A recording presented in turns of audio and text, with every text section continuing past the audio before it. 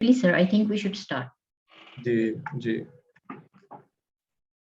Thank you, Dr. Shah, once again for having with us and guiding and supporting, rather supervising our participants for such nice sessions. Dr. Kashif is at our permanent list of trainers, and I think Dr. Kashif has been popular among our participants, and most of the participants have requested us to have more sessions with Dr. Kashif, and we requested Dr. Kashif to have more sessions with us. We are very thankful to Dr. Kashif and also thankful to all the participants who have joined us. Dr. I think without any delay, please have a mic and start the session. Thank you very much. Right, sir. Sir, thank you. Let me share the screen first. Ms. Kavar, please allow me to share the screen.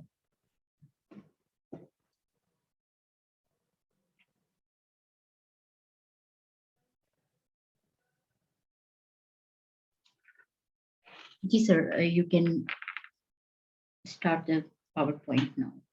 Ji, inshallah. Acha, isme, how many people outside Pakistan do we have right now? Are there any? I can see everyone is from Pakistan, right? So far.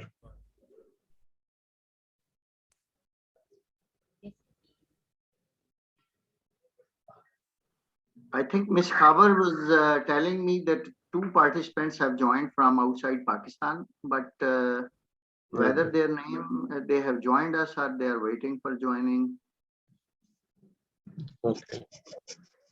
Rafiq, I'm asking because whatever language the participants want to use, they can. If they want to ask or share something in Urdu, so even then they are welcome, since we have the most of the population from Pakistan. So whatever language is not an issue. I mean, in learning, language should never be an issue. So if they want to share something in using Urdu language, so they are most welcome for that. That's why I'm asking. Now let me share the screen with you.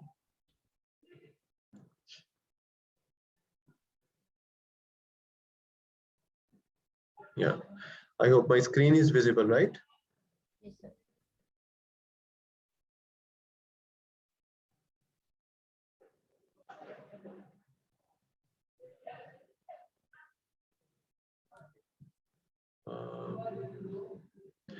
Just a second.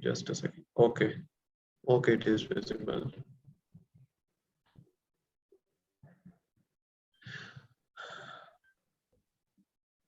Acha ji, Bismillahirrahmanirrahim. In the name of Allah, the Merciful, the Beneficent. Rafiq Saab, Ms. Khabar, and colleagues from UMT, thank you very much for trusting me, and thank you very much for being so kind as always, for inviting me to deliver another session. I pray from Allah Almighty that may Allah give me the strength and the wisdom to share the understanding, whatever little understanding I have about these approaches. And I also pray from Allah Almighty, may this session be beneficial for all the participants who have joined us from all across Pakistan. Today we are going to discuss something about phenomenology and grounded theory. Although 3-hour session, some of my colleagues, they highlighted that it is not enough to use a 3-hour slot to deliver and to talk about these issues, especially phenomenology and grounded theory. I partially agree, and I also wanted to say that in a particular session, you cannot become an expert. Learning is a lifelong phenomena. Taking from a phenomenological perspective. So learning takes place with the passage of time.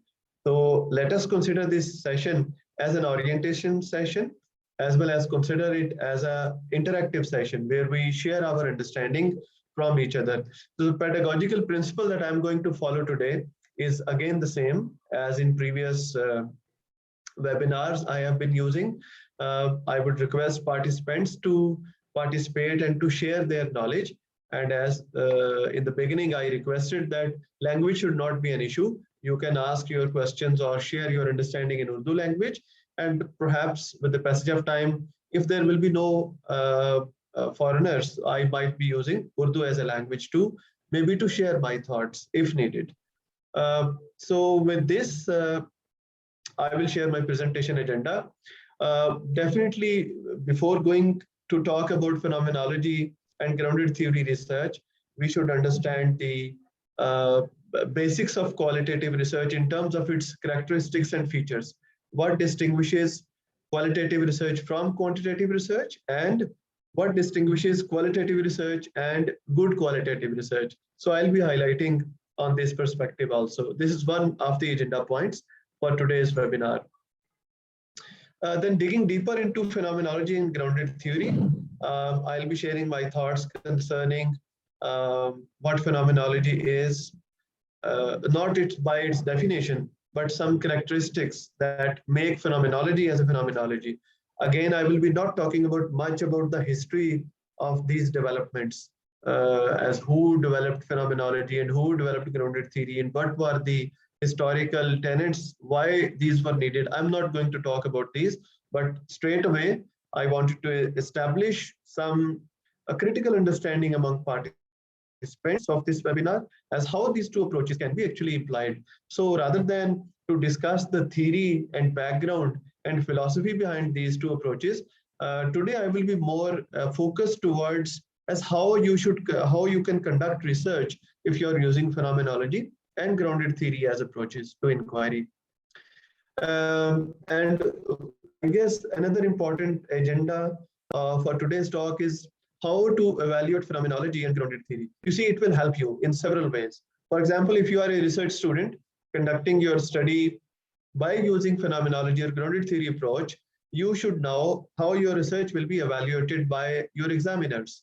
If you are writing an article or a number of articles or manuscripts, could be a book chapter, using these approaches, you should know how these will be evaluated.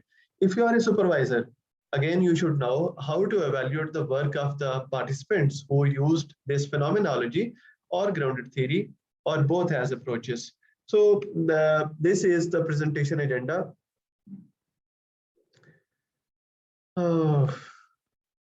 And as I said, our focus for today will remain on the qualitative research based on phenomenology and grounded theory. And I will not digging deeper into the history. But if there are questions, even during the webinar, during my talk, you can ask questions. And I will also be asking some questions from the participants in order to bring some engagements. And there are some activities also that I will be sharing with you. These are not based on any secondary database or internet-based activities, so that you can sit comfortably. You just listen to me, and we will have some discussions soon. Now, if you talk about the character of science, just a reminder to most of the participants here, because most of us are the students of science. There is a character of science which we need to understand. And we need to keep reminding ourselves that end of the day, we are scientists and we have to act like that. So basic understanding of characteristic or character of science is important. For example, one of the scientific principles is communism, that we are a community of scholars and we need to exchange information. That information can be exchanged via publishing books, book chapters, conference papers, case studies, research articles, or some replica papers, which we call the concept papers. So communism is that we are a community of scholars and we share common feelings and common traits among us. And our job is to exchange, share of ideas and also some critical thoughts among us. Another scientific principle or character is universalism, which says that everyone can do science regardless of your age, regardless of your religion, regardless of your gender, regardless of your socioeconomic status. If you recall, Taylorism, which we call today, which reminds us today the scientific management. Early days, Frederick R. Taylor was a machine operator. So just imagine that a machine operator can also observe and can also present a theory which can change the way people think about management. So universalism is this Taylorism is an example of a universalism also, that regardless of your socioeconomic status, you can present your ideas. If you are following scientific principles, your gender, your religion, your scientific, your socioeconomic status does not matter at all. Then disinterestedness. And I have seen this approach, this character helps us a lot as supervisors, that no topic is my favorite topic. Research topics, research issues are research issues. So take these as research issues.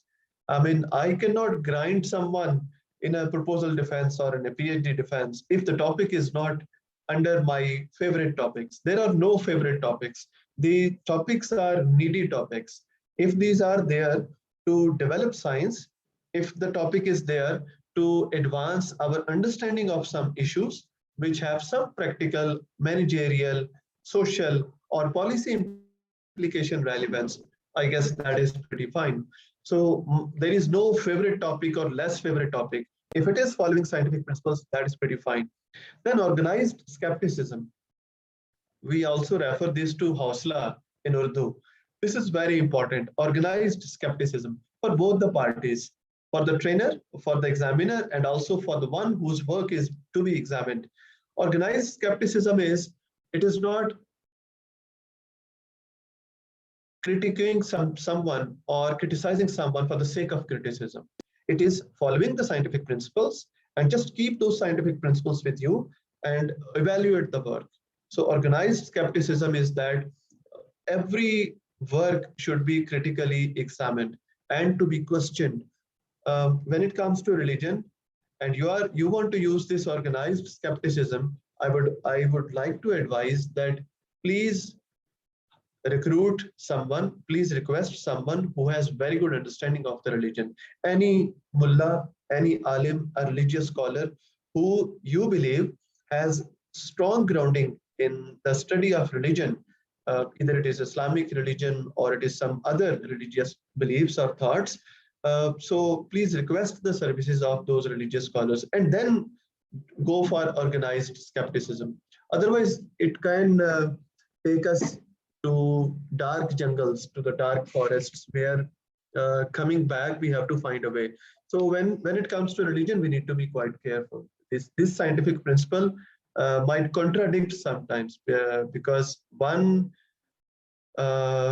stature in religion is to believe, is to come up with some understanding which you cannot question actually. So remember that this organized skepticism should be under some boundaries and under the guidance of a religious scholar. This is the character of science. Now moving forward, common characteristics of qualitative research. What are some of the characteristics which make it a qualitative research? Okay, so just to start with, naturalism. Collecting data in naturalistic settings or natural settings. I was reading yesterday and I shared it via my social media, Facebook and WhatsApp also, that climate change is causing albatross divorce. There is a study that these species living perhaps near Iceland or some other parts where the weather is quite tricky comparable to our weathers, the climatic change is causing these albatross to divorce each other. It is an environmental divorce they were referring to. And the researchers, they went over there, they spent some time, perhaps years and years, and then they came to this conclusion. So you see, naturalism is collecting data in natural settings. This makes qualitative research quite an interesting area of inquiry. For example, if I have to study beggars, I know one of my teachers at University of Colombo, he lived with beggars and he reshaped himself into a beggar and spent time with beggars. So being a naturalist is to collect data in a natural environment. Beggary as an example, this climate change among albatross causing divorce. This is yet another example. A lot of people, you may have followed National Geographic Channel, and you see that people just go to mountains, to the forests. Why they go over there? Because they wanted to collect data in naturalistic setting. But in every setting, this might not be possible. Yes, you can say, Wali, it is an insider, but there is like, yes, to some extent you can say, I will explain it further, that what do we mean by naturalism, but your definition is also correct, that it is an insider view, that you wanted to become part of that community, and you wanted to collect data as it happens. Okay, if for example, if I wanted to study a change in human mood due to humidity, I need to be in humid conditions so that I can correctly analyze as what is happening around there.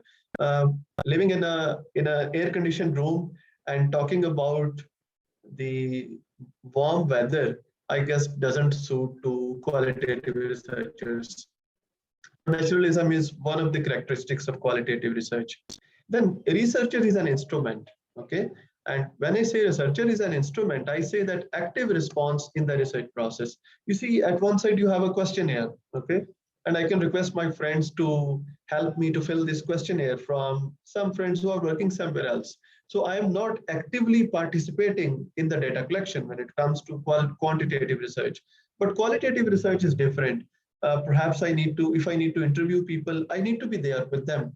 There is a social dialogue going on between interviewee and interviewer. So both need to be present at the same stage. And your body language is an instrument. Your smile is an instrument. Your tears might be an instrument. Your hand movements, your eyebrows, everything is an instrument. It helps you to collect data and to gather information. In my last webinar, if you recall, when I gave example of an old house, and suppose you ask someone who is an old lady living in an old house in Lahore, and you ask her something about your, let's say, her living experience at the old house, and she started crying. But if I'm like a stone, neither I'm reacting similarly to the emotion. If I'm like a stone, I guess I will snub the person to share further emotions. This happens also when we go some other settings. So emotions should meet emotion. Body language should meet body language. This is what I call researcher as an instrument. And there is another research that children notice information that adults miss. It is about selective perception, a theory, a perspective that we use in advertising research. There was some studies, like I would like to read it. In 2 studies, researchers found that adults were very good at remembering information they were told to focus on and ignoring the rest. In contrast, 4 to 5 years old tended to pay attention to all the information that was presented to them, even if they were told to not to focus on it. That helped children to notice things that adults didn't catch because of the grown-up selective attention. So this way, you see that researcher went there, collected data, and also observed the behavior of individuals, also interacted with them, also collected data in a conscious manner. So this is what I call researcher as an instrument. Multiplicity of methods. You see, collecting data from one method might not be enough in every qualitative study. So perhaps you need to combine. Some methods. For example, at one side, you might be interviewing participants. On the contrary, you might be collecting some secondary data sources data, which is already maybe via websites, via some academic records, or some professional record that is available with the company, or might be doing some observation, all right? So this way, multiplicity of methods is there when it comes to qualitative research. Now, there is a question I have for you, and I would love sharing if you share your thoughts, just read it out, and you can raise your hand to answer this question. Suppose you are deciding to vote for a political party. In order to decide, you seek opinion from your brother, recall your previous experience with the political party, and read some newspaper of the last election era. Which scientific technique it is to be used in qualitative research? Yes, Wali, please.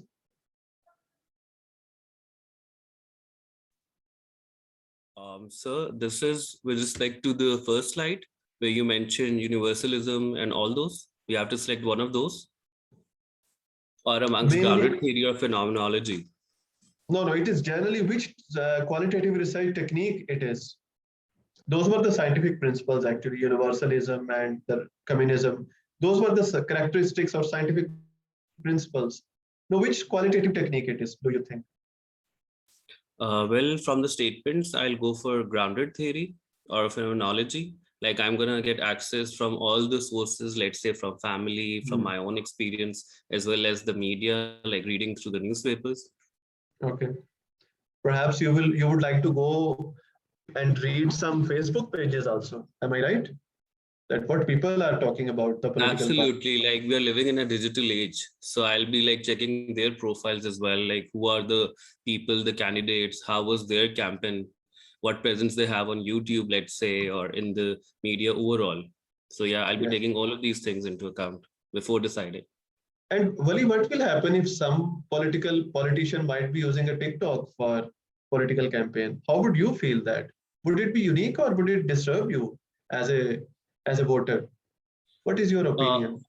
Well, given I have a certain insight into research as well, so I think I'll keep my bias on a personal side, and I'll just have a lens of being an unbiased person. I'll just see, as long as the TikTok content is funny and like off the record and it's not making sense, so it will, not have an impact. But if it's related to their campaign and it's related to their whole ideology, or उन्होंने किसी अच्छे Basic. sense में उसको utilize किया है, so in that sense, I might get inspired and maybe मैं vote भी दे दूं.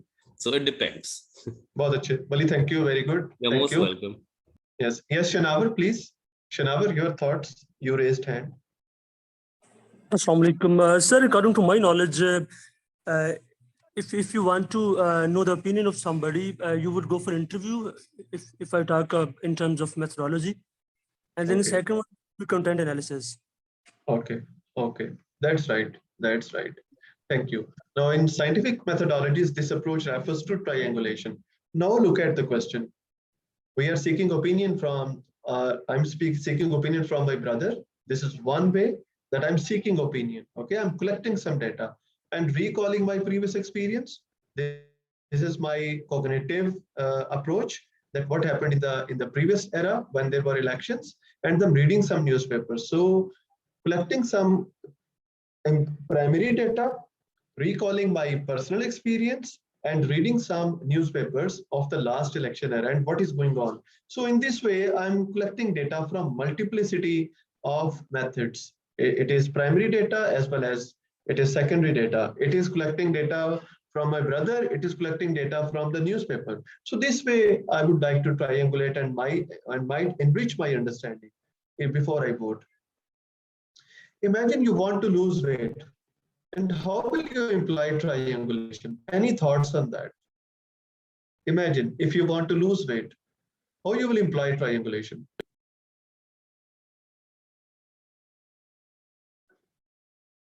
Any thoughts on that? Yes, Sir, Wali. So maybe Mr. Shanawar wants to go first. I'll go after him. Ji. so if sir, in terms of triangulation, if we say that we use two methods, if you want to lose weight, you would go for exercise, and as well you would go for dieting as well. Bahut achhe, amazing, excellent. Yes, Wali, and then Mohsin Abdul Rahman, please. Okay, so based on the example which you have just shared, so we have a lot of mediums nowadays. First of all, though, if I have to consider myself, I'll be, asking people around me who have lost weight. So I'll check from them what techniques or things work for them. Then I'll go online, I'll consult certain sources. આજકાલ we have, YouTube channels as well, and people who Absolutely. are dietitians and nutritionists as well. Plus, given the researcher, which we are, like an early career, so would like to consult the literature, studies kya keh rahe hain, or books wagara kya bata rahe. So Very things nice. like these I'll employ. Thank you. Very nice. Thank you, Wali. Yes, Mohsin Abdul Rahman. I have a different opinion. I think you Yes, should Mohsin. travel to another place. Like I traveled, so I barely can get food, so I lost some of the weight now. I guess this is the best strategy. Yeah. Okay. So Okay. this is one of the observation only. Yeah. Okay. Thank you, Mohsin. And then we have some comments also. Re-examine my diet, my way of living, and my routine chores. Farouk, yes, excellent. And Meher says that, Meher Fareed, you go to get information and guidance from trainer, doctor also listen and check channels. Any other idea to triangulate in losing weight?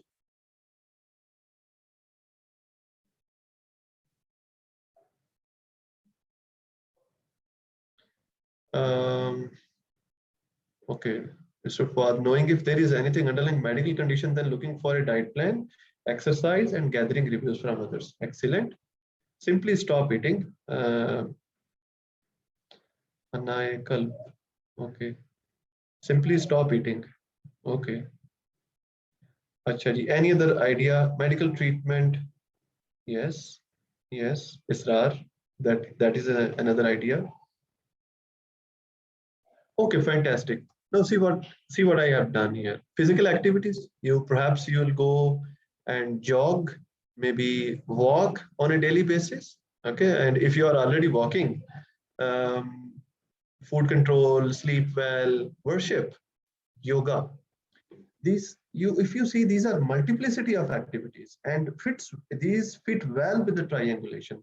At one side are physical activities, then food control is a different phenomena. Some people might be doing physical activities, but no food control might not help to reduce weight. Some people might be performing physical activities, doing food control, but might not be sleeping well. So this again might not result. So all these are quite diverse activities. One is different than the other. Physical activities are different than the food control, is different than the sleep well, is different than the worship. It is your inner belief system and your connection with the Allah Almighty. Then the yoga, it is connection, not perhaps with as religious connection, but yoga, it establishes in a way that it is connection of with your own self. So all these are quite diverse activities. This is how we triangulate. And let me tell you that these scientific approaches can be used for daily life chores, for daily life assumptions. Reducing weight is just one example, and we can use it for our advantage for so many other activities to perform. This way we can, how do you say that we can channelize science in our daily life? It is quite easier, comparable to if you just read book or maybe spend some more time with family, which gives you happiness. This might work, but might not result into reduction of weight. Another characteristic of qualitative research is that meaning construction helps via bottom-up approach. We start with observation or interviews. It helps you, the data helps you to, by reading of data helps you to establish some patterns that which way to go, and those patterns help you to establish a theory, which is a better explanation of a social reality. And it is never an absolute explanation of a social reality. Qualitative researchers are quite flexible when it comes to evaluation of some work. We are not going for some discrete meanings. 2 + 2 = 4 perhaps is not a qualitative phenomena all the time. It is also qualitative. Numbers also denote qualitative because unless until you give some weight to 4 what? 4 kg, 4 kilometer, 4 inch, 4 feet, or 4 what? So 4 as an integer is a qualitative phenomenon unless until you give it a direction. Then this closely binds it with the quantification of something. So meaning construction in qualitative research is via a bottom-up approach. Yes, you can say an inductive approach, Nava, you are right. Now let us move forward. It is also context dependent, the qualitative research. I'm trying to, chalk out a background of what I'm trying to study, because all these examples will be used further to narrate phenomenology and as well as the grounded theory. Now, just imagine you ask this question, maybe from your grandmother. How was your life during the Indo-Pak War in 1965? A 35-year-old man was asking from the 80-year-old grandmother. How can you understand context in this situation? Versus, if you ask your 20-year-old son, how people spend life during war days, what do you think you people think? What is the difference in between the two situations? What is the difference in these two situations?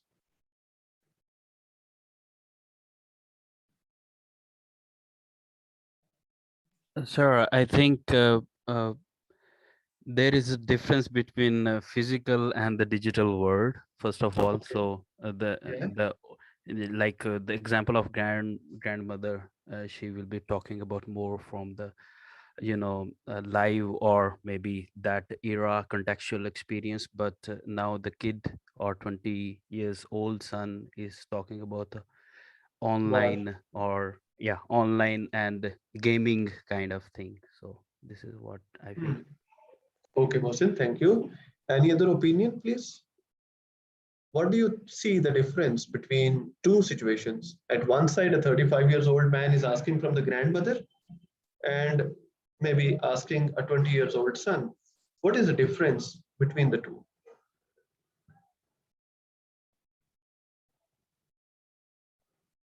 Yes. If I Yes. may.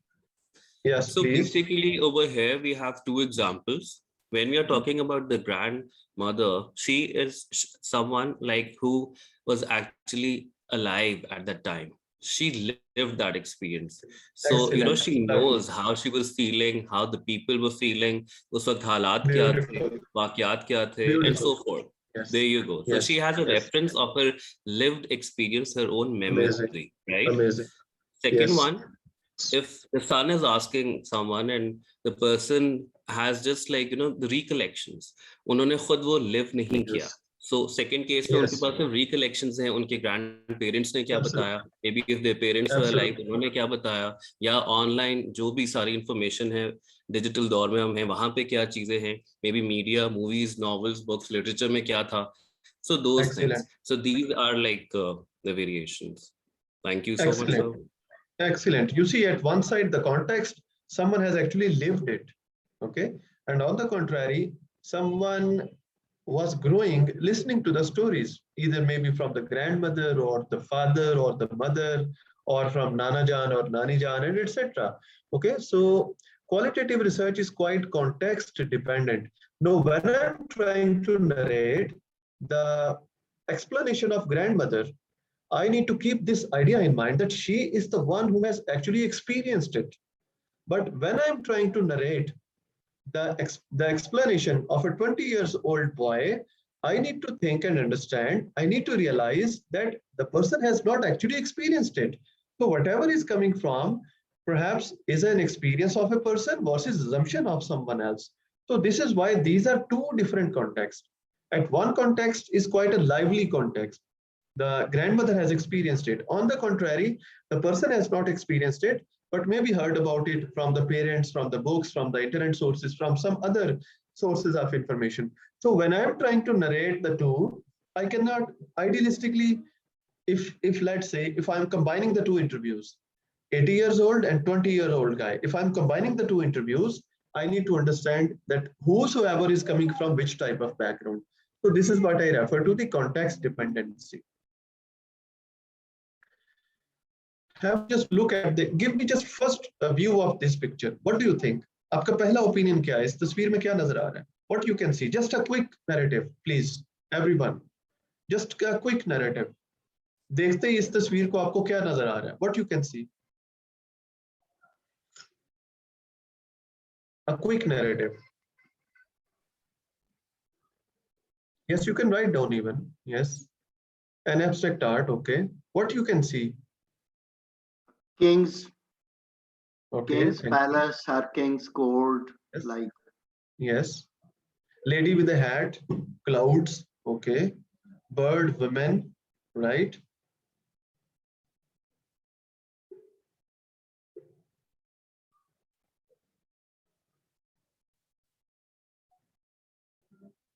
Trees, stones, mountains, okay.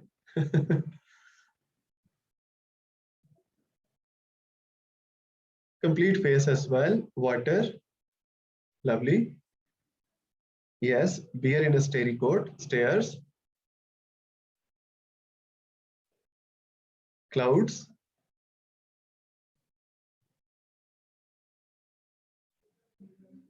crystal ball eye, okay. Searching for a pearl. No, you are trying to give it some meaning also. Amazing.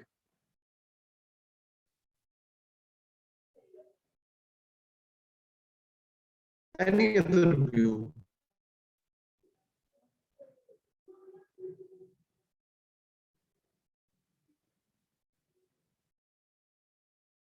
Scenery, okay. Maybe name of the artist, excellent.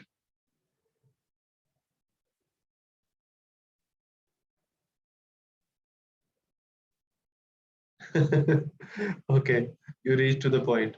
Water is a symbol of knowledge. Now, this is what we are now narrating it in a particular manner. So are you like experiencing कि आप जितना इस तस्वीर को देखेंगे आपका view change हो रहा है? Is it like your view is emerging the more you have a look at the picture? Absolutely. This is what we call, exactly. This is the soul and spirit of qualitative research. When you collect data, what is your job? What are we learning? Our job is to just have a look, relook, and relook at the data. Either it is in the form of images, or in the form of text, or in the form of emotions, or in the form of voice. So we have to spend a lot of time understanding the data, what type of data that we are coming up with. So maybe first stance, what you will do, you will have a concrete look at it. Okay, you will say, okay, this is some scenery. This is the first view. Then the second view might be different. The third view might be different. In the second view, you might be highlighting some elements. But in the third view, you might be giving it a title. Okay, search of something, or treasure hunt, or maybe anything you wanted to give it a name. So this is emergent design. As you progress, your meanings change. In life also it happens with experience, and in qualitative research it also happens because the data will remain the same. Let's say I collected data in July. It was an interview-based data. No, this data will not change, but my view of the data will change. How this view of the data will change? If I will keep on reading the data again and again, contextualizing the data in a context from where I collected the data. So this is challenge. Also the beauty of qualitative research. The data will not change. Your definition of the data will change. But in quantitative research, your definition and the data both will remain the same. The Likert scale questionnaire will remain a Likert scale questionnaire. Your view of the questionnaire will remain the same unless until you perform some data analysis and then you come up with some regression, correlation, or structure equation modeling techniques. But in qualitative research, the design and also the definition of design, the definition of data, and the meanings with the passage of time change. Now, when to conduct qualitative research, there are some scientific reasons, and I would like to quickly go through those reasons, quickly. For example, an issue which requires a detailed understanding, and there is a scarcity of answers and solutions. There exists a gap between measures for a construct and the practical problems. Another reason could be the problem requires a literary, descriptive, a detailed type of explanation. And a follow-up explanation is needed that why something is happening. For example, in a quantitative study, you investigated that when you give employees the rewards, probability is they would become more greedy. Now, why they become more greedy? Quantitative research is not answering it. But maybe you need to interview people. Those people who are recently promoted and they were given rewards, you will challenge your own hypothesis via qualitative assumptions, via qualitative methods. So are they really becoming greedy? And what is the definition of being greedy? And are they like becoming greedy after the rewards or promotions are given to them? So quantitative research will give you to the point and focused answers. Qualitative research will help you to dig deeper into a certain assumption that why rewards are leading to establishment of greed among individuals. Qualitative research will help you to dig deeper into that. And of course, when we need to have a deep down understanding of a context, which has been missed by previous researchers. So let us take an example here.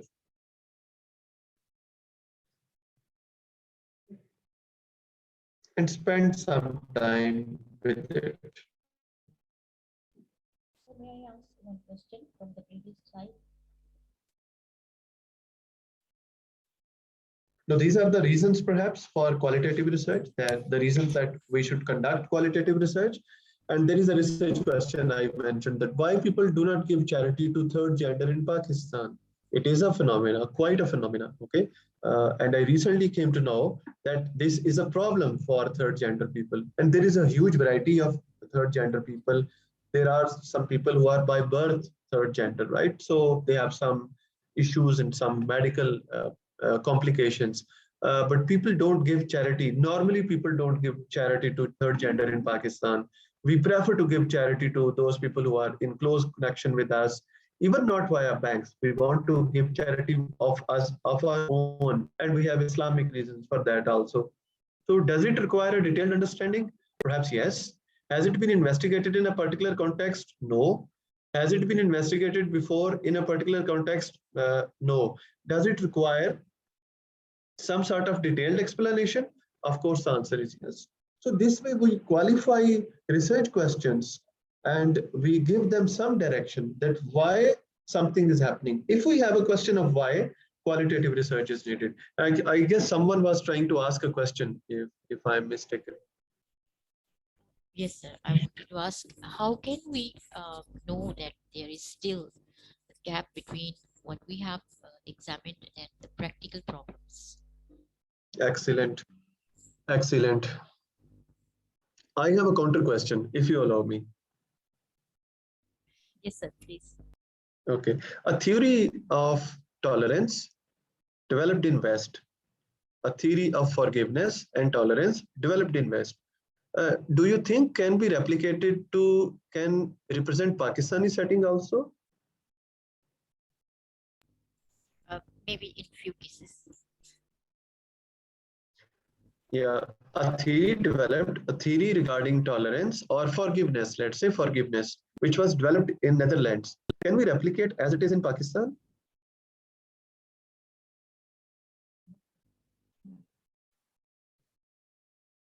There is Doctor, no I think research. not, because cultural and belief system Excellent. may be different.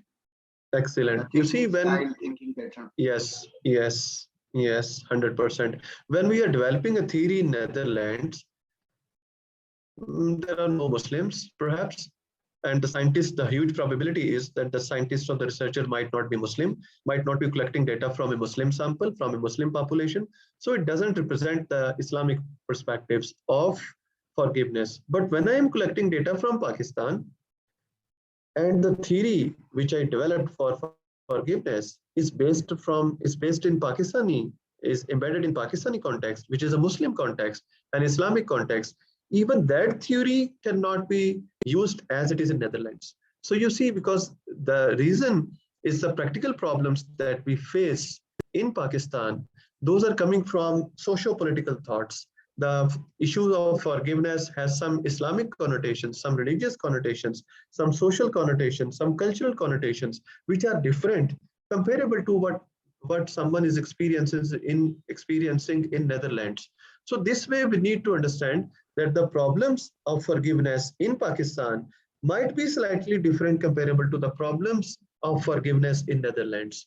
So the practical problems that we face here might not be the same that we face in somewhere else. So this way it qualifies a qualitative investigation. Yes, Mohsin, you are perhaps asking. Doctor, one question from my side. Okay, Rafiq sir, please. Whether the skill set of the researcher plays an important role in conducting qualitative research, or whether he or she may take the help of some other body or some other expert, etc. And if not, vice versa, if he or she did not have the skill set, whether he or she should go for qualitative research. दूसरा सवाल बड़ा मुश्किल आपने पूछा है. Well, I would try to highlight my thoughts on it. First, you were asking about skill set. In a material world, I would agree that one needs to have skill set to conduct qualitative research. That I agree. But Rafiq sir, is it like skills can be grabbed? We can learn some new skills, right? Yeah, we can. We can. But if we have an aptitude to learn that, only then we will learn. Am I right? Yeah. Yes. To my my understanding is that the skills are important, but attitude towards research is also important. Skills can be learned. Attitude is hard to change by because it develops over time. Skills perhaps via a short course. You see, just imagine how quickly we learn driving, perhaps in a month or 2 months or 3 months. But I have seen struggling with their personalities. A lot of people, once I try to coach them for qualitative research, they say, sir, we don't have this temperament to listen. Okay, no, listening is a skill.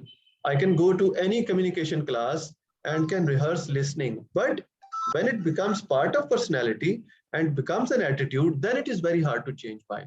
There are few people, if you ask questions from them, before you finish the question, they will start talking and they have no control on the self. So more than a skill, I would say this is a question of attitude.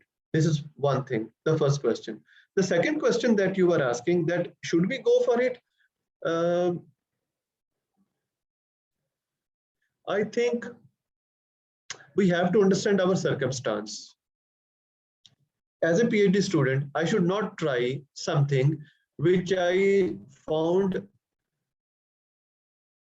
that is contrary to my personality, which is not part of my personality. Because in PhD, I have to perform so many tasks. I have to collect data, I have to understand theories and methodology, I have to present it in front of audience, have to justify it, have to pass the coursework comprehensive, so many tasks to perform. So generally, for a PhD or for an MPhil, the focus should be on obtaining a degree and learning the skill set, or rather the what already I have, but not to change the attitude that I have developed over a period of time.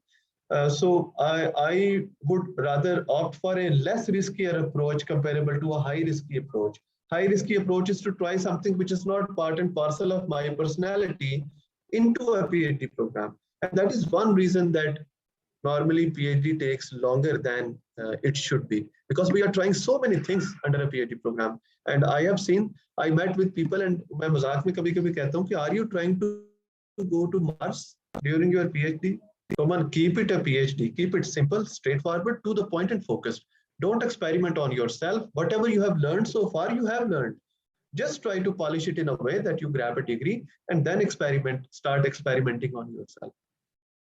Ji Mohsin, please, you want to say something? जी sir, बातों से बात निकली है. The context is very important, but what is the universal stance of theories then? What do you say about it? Like, okay, you are now pushing us to the research methodology class. There is a hierarchy of theories, Mohsin. We have grand theories, and you are talking about grand theories. Okay, scientific management is a grand theory, gravity is a grand theory, speed of light is a grand theory, 2 plus 2 also is a grand theory, right? So wherever you go, either Antarctica or Islamabad, Pakistan, or to Norway, 2 plus 2 will remain a 4. But Muslim, there is below the hierarchy, there are other range of theory. For example, mid-range theories, and then there are context theories. So sometimes when I read this hierarchy, I came to know, Mohsin, that we need to establish theories which are for the whole universe, which change the way humankind lives. But also we need to come up with some theories which give us some practical solutions, right? So there are mid-range theories, there are contextual theories, and then there are mega theories. हजारों साल नरगिस अपनी बेनूरी पे रोती है, okay? बड़ी मुश्किल से होता है चमन में दीदा बर पैदा. I am finding another Newton of our era. So far, I'm unable to find, because coming up with those mega theories is not the job of the researcher. And you see, for us to understand this is important, there is another hierarchy: researcher, scholar, philosopher. As a researcher, we should perform the job of a researcher rather than to perform the job of a philosopher. I should not try to become Iqbal Rahmatullah alayh.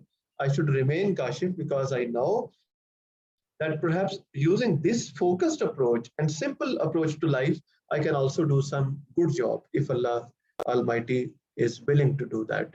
So this way, because there is a hierarchy available, so yes, there are few theories which are context free, but again, there are few theories which are context specific theories. thank you, sir. Most welcome, Mohsin. It can be emulated but not replicated due to the differences. Yes, Wali, you are right. I was saying the same. Amreen, you raised hand. Perhaps, Miss Amreen, you were asking some question or sharing some thoughts, please. Assalamu alaikum, sir. Actually, I was just thinking the way we talked about qualitative and quantitative research. And I just wanted to share that qualitative research has got a really bright future and people need to learn it because quantitative research has become too much mechanic, I would like to say. I Yes, mean that yes. artificial intelligence, it is doing so much of it, the big data analysis, and even they are entering into qualitative as well, like whatever you are clicking, they are even guessing your personalities, your choices and everything. And what the artificial intelligence is doing such kind of research that humans do need to dig deeper into humans as well and go for this qualitative research and understand themselves as well. So this was just a thought I wanted to Yes. share. Highly appreciate, and I would agree also. And also would like to say that we need to, you see, Amreen, what will help us perhaps is to keep an eye on the characteristics of science. For example, one of the characteristics that I shared among us today was disinterestedness. Now, this principle of disinterestedness says that I am not a qualitative researcher, neither I am a quantitative researcher, nor I am a mixed method researcher. I am just a researcher. Okay, I am just a researcher. So the issue should dictate me. If issue requires qualitative investigation, I should go ahead with that. If issue requires a quantitative investigation, I should investigate it quantitatively. So my thought concerning your thought is in this way, that end of the day, I should remain a researcher rather than to be biased towards qualitative research or quantitative. Yes, something might be closer to my heart. As Rafiq Saab mentioned, I might be skilled in quantitative research. But what about your aptitude and your personality and your emotion and your belief systems? It might trigger you towards qualitative research. So while examining a research, disinterestedness should be followed. No, let So us. Yeah, please. in other words, I was just trying to say that maybe quantitative research would become too much easier for the machines to do, and maybe humans would rather be much needed for the qualitative research in coming future. I 100% agree, because otherwise हम लोग बिल्कुल वेले हो जाएंगे. But we will be doing then qualitative as human beings, as qualitative researchers, because the term of emotion I will discuss in phenomenology also.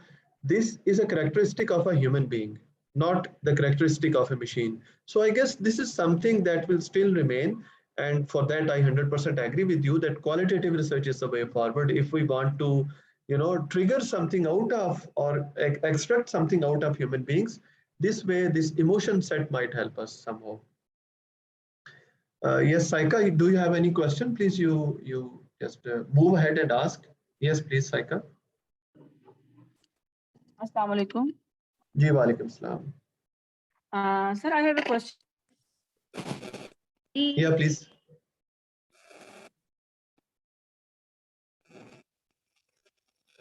Yes, please, Saika. Coming? Cannot hear you, Saika. Can you please write your question if you are not audible? This is also a possibility, please.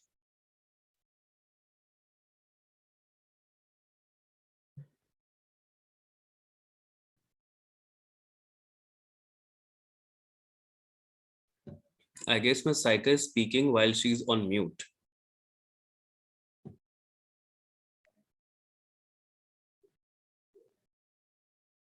Okay, you can write, Saika, and if it relates to qualitative research or so far whatever we have discussed, you can please even try to speak. It will save our time. Just make another effort if it is possible. Okay, sir, my voice is coming? Yes, you are audible. Okay, thank you, sir. Thank you. I have a question that if any theory we are using in our research and it is previously used in quantitative research, we can fit into qualitative research if it fits. Saika, there are two perspectives in qualitative research. One side, the researchers believe that we don't need any theory in qualitative research. Why? Because qualitative research itself is a process to establish a theory, right? On the contrary, there are few researchers who are of the opinion that no, we should use theory as a guide, as a map, as a framework in order to channelize our qualitative research. So these two views are contradictory, and as a scientist, you can choose between the two, either to use theory or not to use a theory. So both are, in their own stance, both are used and correct. Okay, okay. So can you recommend any article in which I can read out the debate of these two contradictory points about? You see, okay, instead of an article, I would like to recommend to you a journal published by Emerald, which is Qualitative Market Research. If you are you like in the field of business administration? Yes, sir. Yes, sir. I'm Okay, doing and PhD management. management. Okay, and mainly into HR or marketing? Yes, yes. HR. Yes, sorry, in HR. In HR, okay. Even then, this will suffice. This qualitative market research, although it refers to business administration journal, but you just name it. I will type for you qualitative market research. Okay. Just explore this journal and you will find some commentaries in this journal. Then there is another journal. This is British Journal of Management. British Journal of Management. And again, you will find another set of articles they have. They call it commentaries. Okay. Commentaries. Okay. And these commentaries are very helpful. I mean, to all those people who are there in the webinar, and you can share it among your friends also, that these commentaries are quite helpful. These are the debates among editors of journals that either you should use a theory or you should not use a theory. And what are those conditions that where you should use a theory? Okay, sir. Thank you so much, sir. Thank you. You are most welcome. And just one more point, phenomenology. What do you people think? Is it a qualitative approach or it can be a quantitative approach? What is your thoughts on that? I mean, just a poll. Is it qualitative or a quantitative? Before I dig deeper into phenomenology, because maybe a lot of people have already heard about it in your postgraduate degree programs during the coursework or while reading books. So let us have a poll of it. What do you people think? Is it a qualitative or a quantitative? Just type your opinion in the chat box. Okay, Mohsin says it is qualitative. Chinavar also says qualitative. Saika also says it is qualitative. Okay. Please, more views are needed. Sultan also says qualitative. Bakas, Anai Kalbi, qualitative. Muhammad Wasim, qualitative. Okay, Wali says it is both. It can be qualitative as well as quantitative. According to research only, and we can use both. Israr. Okay. Any other perspective to that?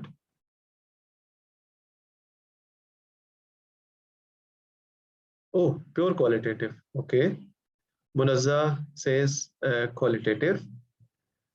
Meher Farid says, but we use both.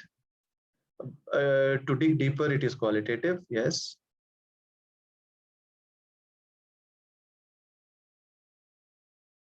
Now, to your surprise, thank you very much to all of you. To your surprise, there is even debate that phenomenology can also be used quantitatively because experience has two types. Phenomenology is all about human experience. Experience has two types. One experience type is subjective. Another is objective. Subjective is something you cannot define properly.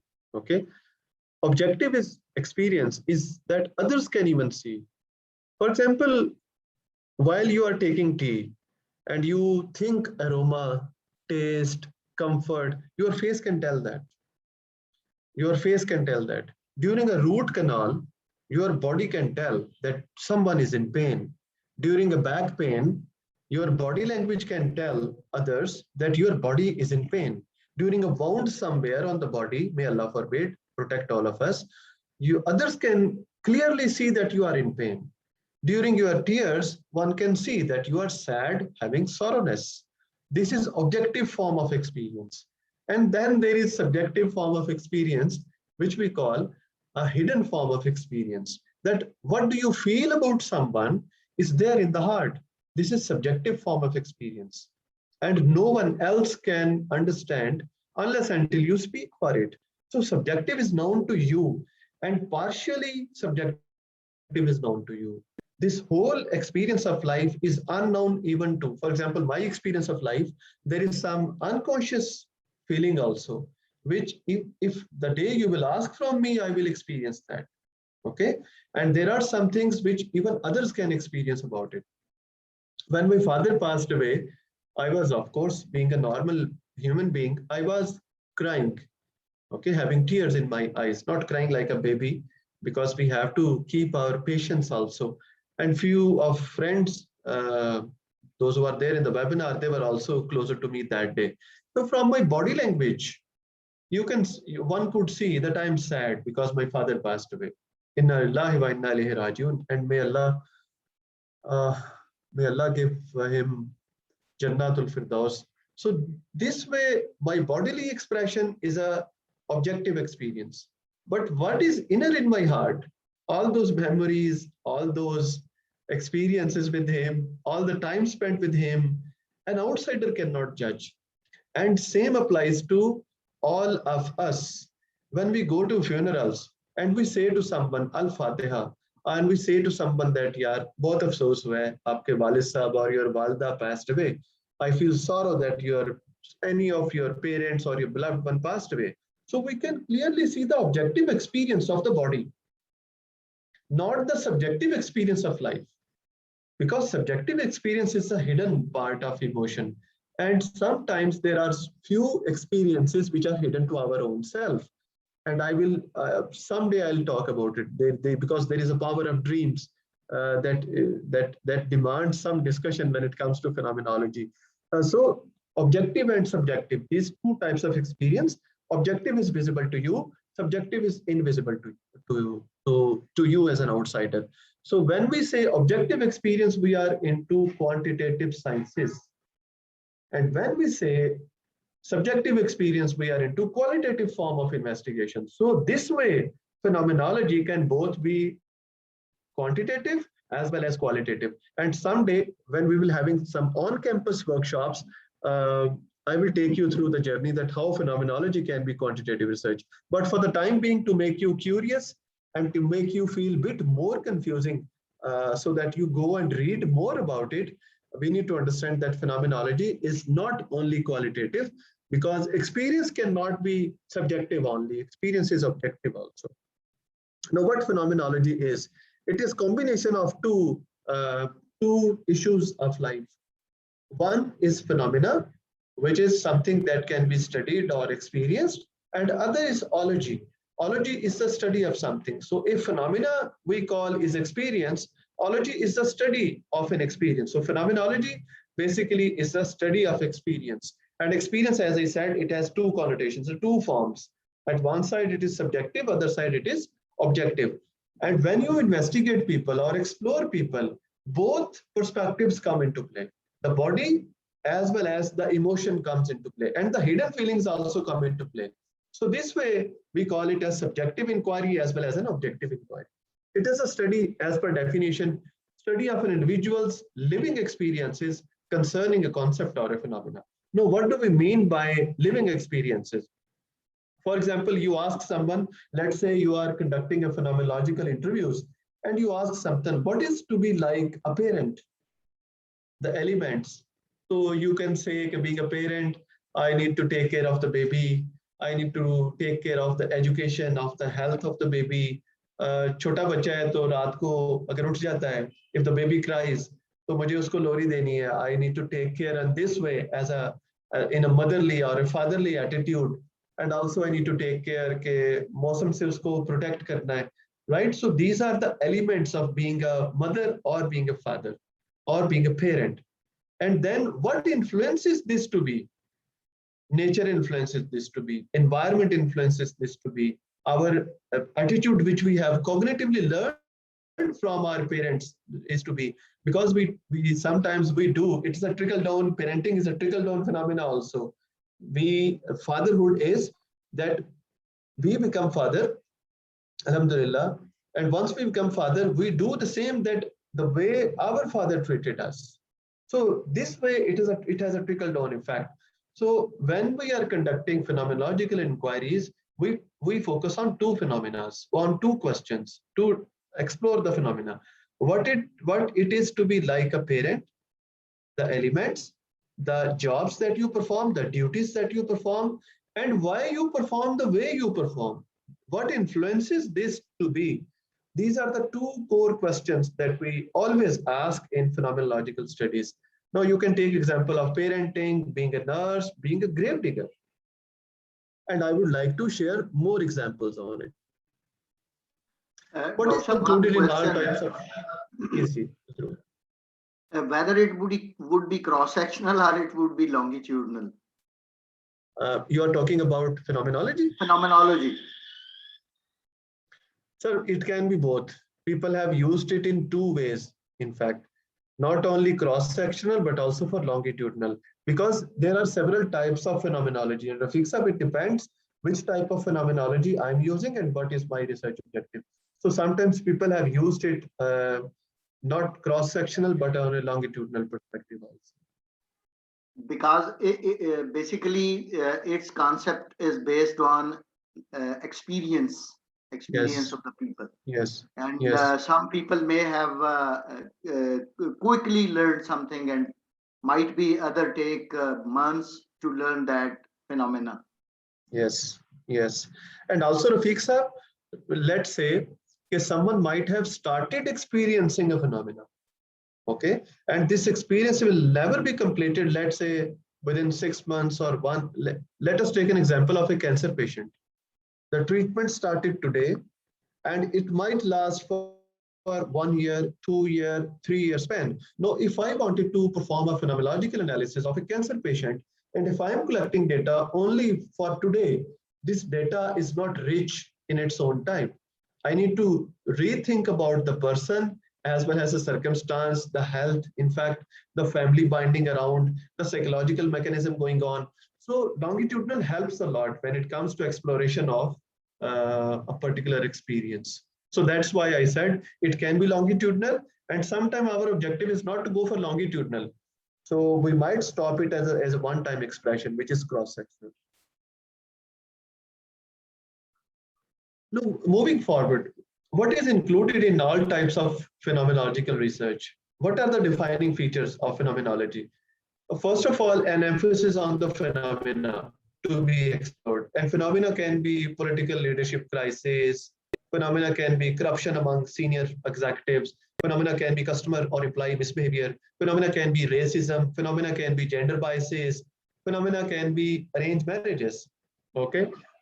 When at a lighter note, whenever I read what the writings written behind the rickshaw or any bus, most of the positive things are written about mothers.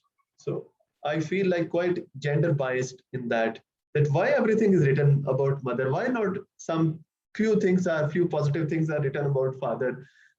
So this way even dua ke perspective mein we are quite gender biased. One of our teacher used to say, ask your father to pray for you, because the dua, the prayer of a father, Allah jaldi sunte hain, right? So he had this type of perspective. So even for prayer, we have gender biases. There are some religious reasons also, but I guess there are some socio-cultural reasons as well. Anyway, these can be the phenomena to be explored.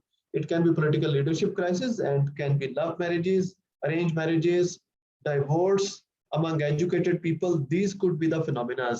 And an emphasis on the phenomena to be explored, we need to keep it on that. Ji Meher Fareed, I will elaborate it once. Let me go through it. Let me finish the phenomenology, and then I will try to explain it more. Now, let us see another characteristic of phenomenology is that it is from individuals who have actually experienced it. For example, exploring post-divorce well-being among rural women, I should collect data and audit those women who faced a divorce and living in a rural part of Pakistan. The close linkage between the issue and the sample, you can clearly see that individuals who have actually experienced it. Number 3, exploring subjective as well as objective experience of a particular phenomena. As I said earlier, when we are trying to explore people and we are trying to perform this phenomenological study, both the perspective will come into play, the objective as well as subjective. And this entails phenomenology can be used either quantitatively or as qualitatively. And finally, bracketing, both mushkil kaam hai. So quite a hard task to perform, that minus all your judgments. No, why I am saying it is difficult? Let us take an example. For example, I have delivered online lecturing, but I am exploring the phenomena online teaching. अब मैं अपने 15 साल के experience को कहाँ ले जाऊँ? How skillfully I will keep my emotions and other biases aside while interviewing informants. So what it says, the bracketing, suspension of judgment तो हो गया definition के हवाले से, respect to definition, that I should not judge something. It is like not to reach a conclusion.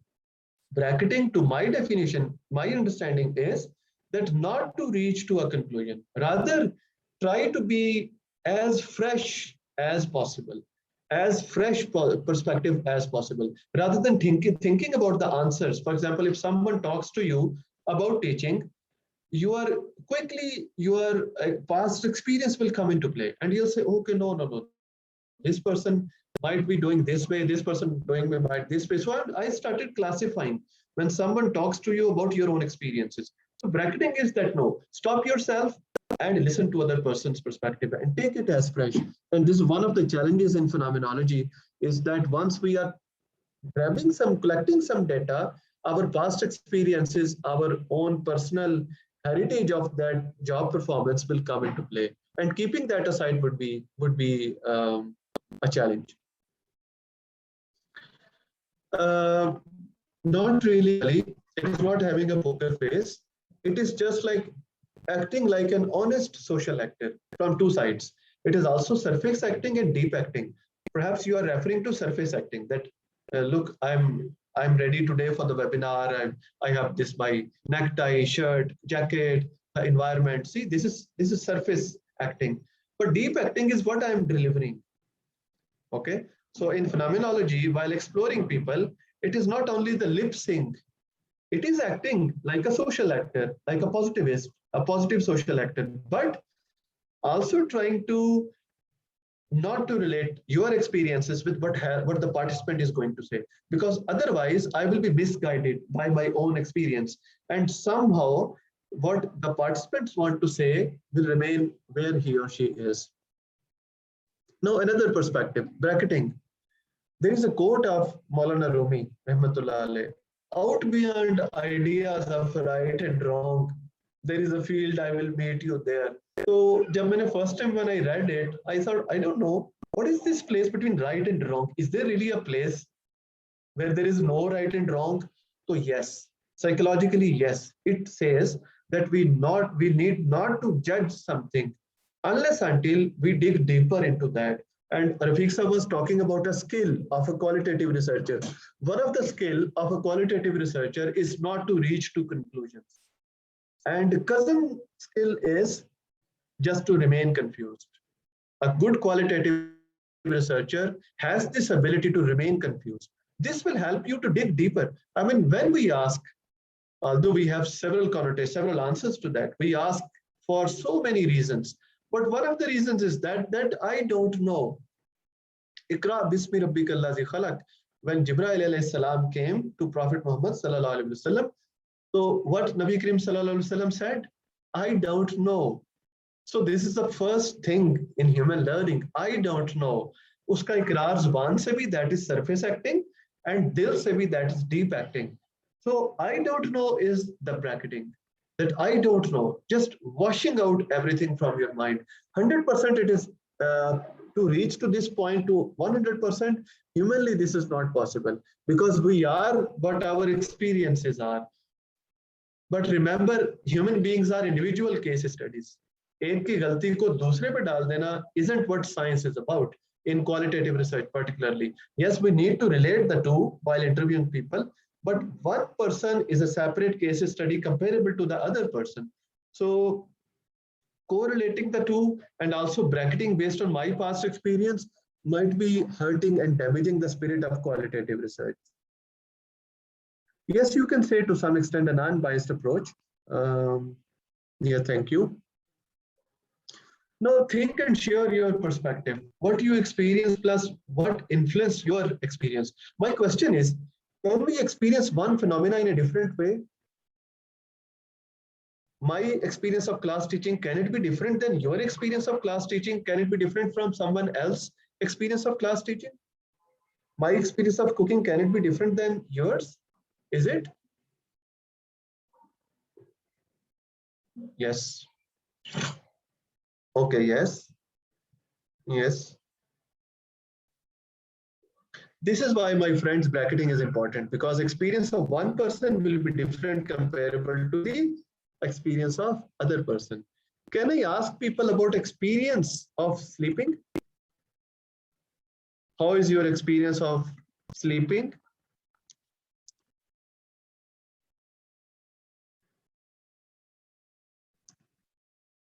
How is your experience? Do we really experience sleep? Do we experience sleep?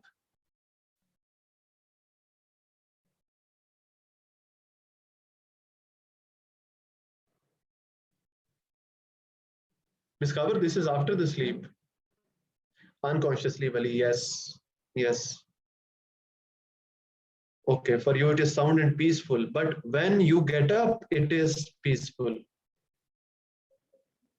Acha, when we are sleeping, others can observe us?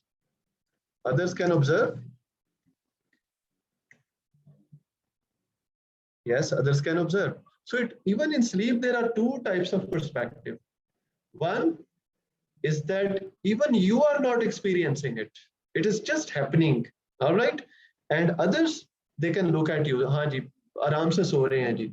जब कोई बंदा घर में बीमार हो जाए, if someone is sick at home, तो हम कमरे में देखने जाते हैं. मेरे वालिद साहब जब बीमार थे तो ये वालदा या कोई भी घर में जो अजीज को बीमार होता है, बच्चे भी कोई भी, तो हम देखते हैं यार अच्छा सो गया बच्चा, हाँ चलो सो रहा है आराम से. तो this is our narrative of the objective experience, but the subjective state is even hidden from the person who is actually experiencing it, right? So this way phenomenology आपके unconscious को arouse करता है. It arouses your unconscious. मैं समझाना ये चाहता हूँ, दो तीन चीजें इसमें समझ लें. 2 or 3 points. One person's experience of the same phenomena might be different from the other person's experience. Number 2, there are two types of experiences, subjective and objective. Number 3, objective experience can be experienced by the person as well as by the others. Subjective experience cannot be experienced by others and partially experienced by the person himself or herself. अब आगे चलते हैं. Types of phenomenological research. There are 2 mega types to it, और इसके बाद we will move to some examples. Hermeneutical phenomenology. It is focusing on individuals' living experiences and interpreting the text of life. For example, collecting data, focus on the discussions how an informant lived as a teacher. How was your experience as teaching? For example, you can say, I go to classes on time. I prepare my course outlines. I prepare the exam, either in the form of quiz. I prepare class activities. I try to energize and motivate students. I help them to focus on their careers. These are all your duties. This is your living experience as a teacher. And also the students respect me. The student listen to me carefully. This is part of your living experience as a teacher. And as an analyst, you could also like to say that what influences this experience. So in hermeneutics, we focus on 2 or 3 agenda points which are important. For example, focus on the phenomena, describing what constitutes of phenomena, and number 3, your interpretation of that constitutes of a phenomena, your interpretation of the elements of a phenomena. Transcendental phenomenology, another form of phenomenology where identifying a phenomena, bracketing out one's experience, and collecting data from people who have actually experienced it. For example, it has 4 elements. The transcendental phenomenology, it has 4 elements. Focus on the phenomena, bracketing out oneself, analyzing the text, and combining the structure as well as the text, what we have already experienced. So coming up with some essence of a data. So these 2 types of phenomenological studies are different to each other. At one side, when we say hermeneutical phenomenology, it is more a descriptive form of phenomenology. And when we say transcendental, it is more a heuristic approach towards research. It is a dialogue-driven approach. It is more longitudinal type of approach. It is more an emerging type of approach that you start today and slowly and steadily you explore individuals. Now let us take example in order to understand the two. There is an activity and we have some minutes to perform this activity. The question is, how would you explore it via phenomenology? And the issue is death in intensive care units. Death in intensive care units. And we are meeting exactly after 5 minutes, probably. There is a 5 minutes break to brainstorm over this activity. अगर आपने explore करना है, ICU में जो death is a very common phenomenon. ICU में किसी की वफात हो जाना is a very common phenomenon. How would you explore it phenomenology को use करते हुए?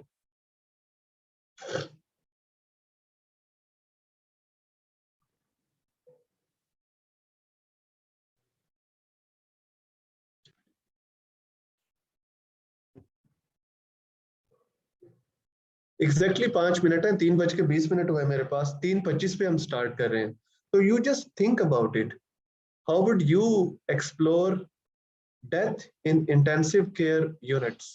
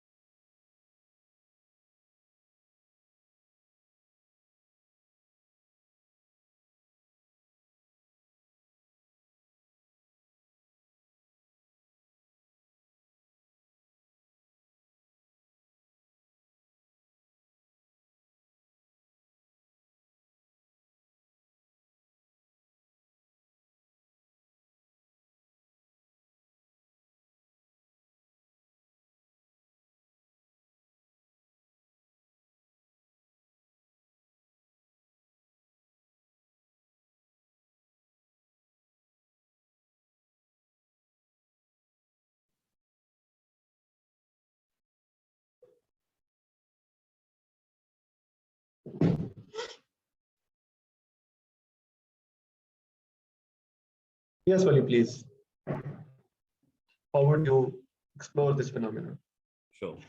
So basically, we'll be conducting a transcendental approach, and according to which we'll have semi-structured interviews.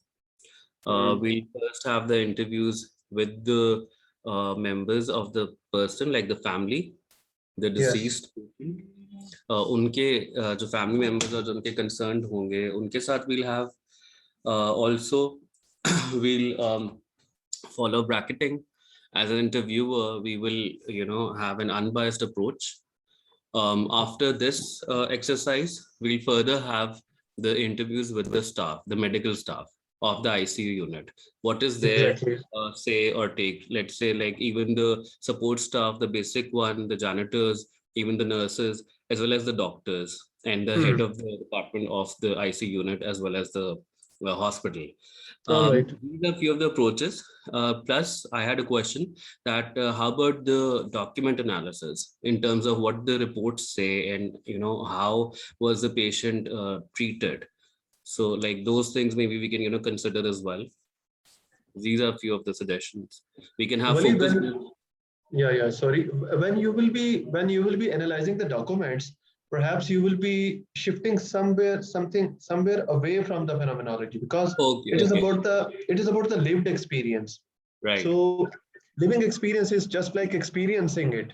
It is like Okay, either from me as a doctor, from me as a family member, from me as a nurse, right? Because I'm living it. The document is not living it.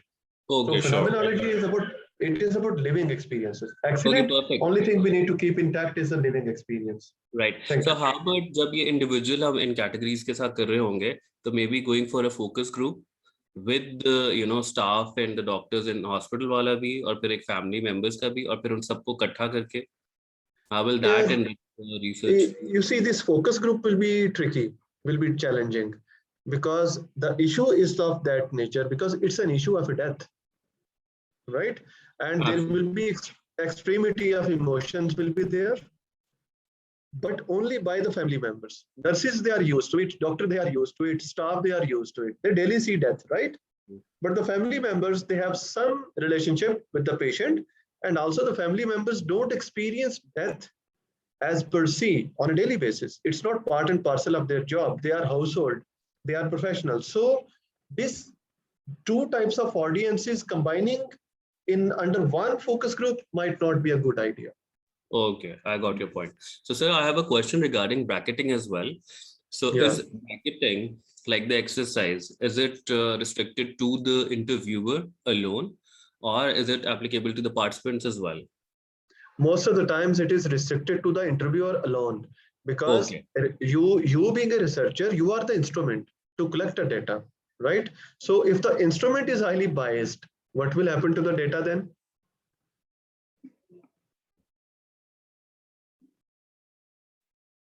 Thank you, Wali. Yes, Mohsin, please, your perspectives. Yes, sir. So I was thinking I will be able to do the interviews in phases. I think the phases, obviously, we will not be knowing like the person is already in the ICU, the outcome will be death. But Hmm. at the time of interview, we can prepare the phasing, like, so we can ask the relatives through interviews that right before the death or before the reaching to the ICU, and then how this lived experience, and then we can combine to the like ICU death experience. Yeah, what do you Yes. think? And if I wanted to explore deathbed experience in ICU from someone who actually survived, then the situation would be different, Mohsin. Exactly. You see, the keywords are changing. It also means that the phenomena is changing.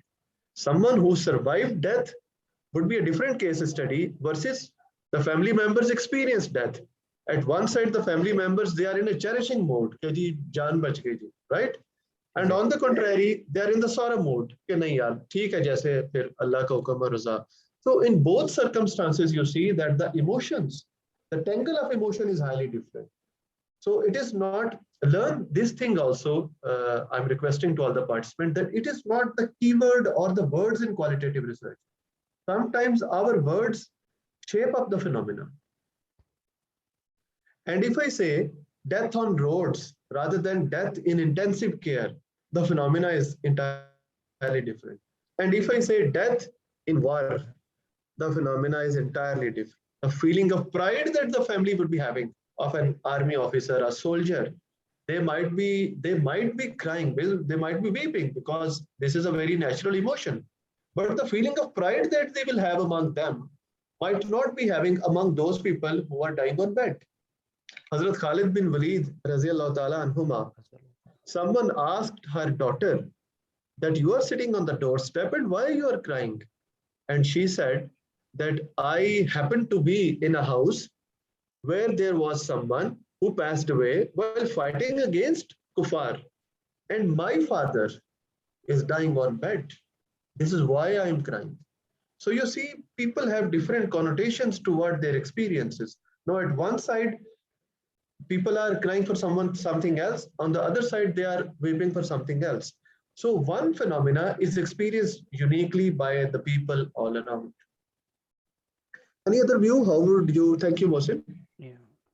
Dr. In such experiences, especially the case you have mentioned of ICU, I think getting data from any other way rather than observation, I think the best way to collect data is observation of the researcher from both sides, from the lawahikin and from the professional doctors.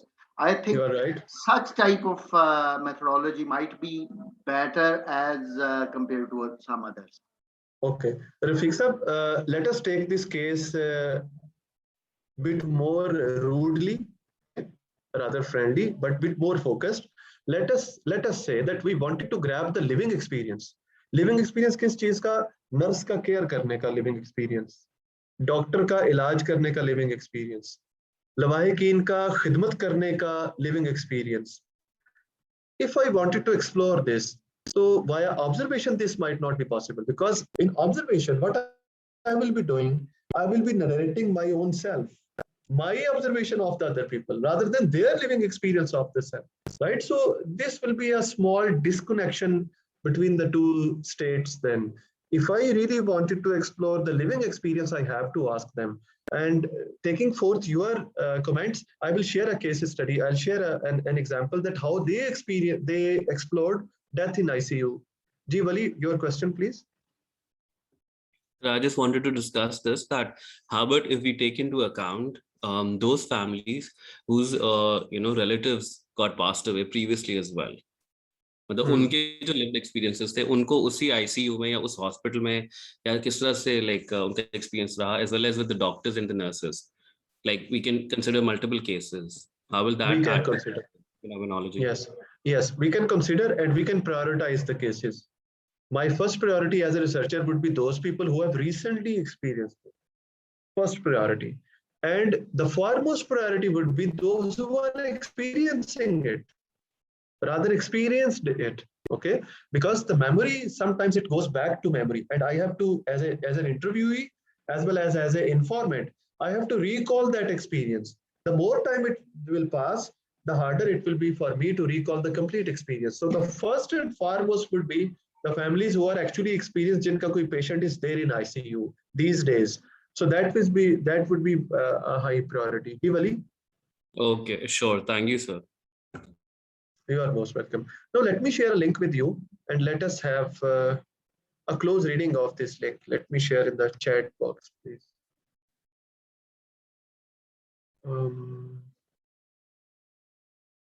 The chat. आप सब लोग इस पे click करें जरा, just have a read of the abstract and let's see what is happening here.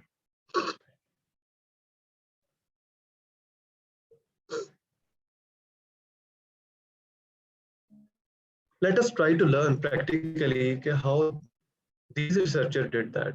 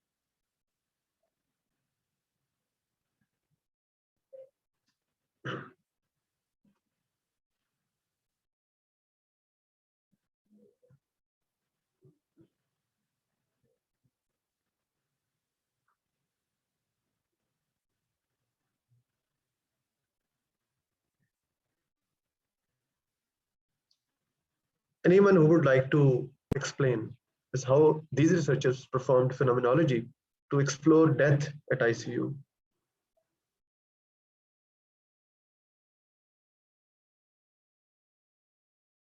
Only thing which worries me as a researcher is the ethics approval. If I want to do it in Lahore, Karachi, Islamabad, or any other state where such cases are there, I mean on a daily basis, let's say New Hospital as an example, Shaukat Khanam as an example, Shifa Hospital as an example. So ethics approval and the mannerism that we approach families, these two issues are far most important rather than the skill. Skill is important too, but allowing us to be part of it and then we as researchers behaving accordingly, that is quite a challenging ask.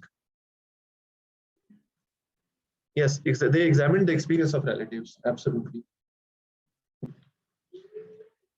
और चार चीजें उन्होंने explore की via this study. They say that spirituality of death, families' need for information, कि health कैसी है, अब कैसे हैं, these types of questions people often ask, and being there, and then the ICU environment.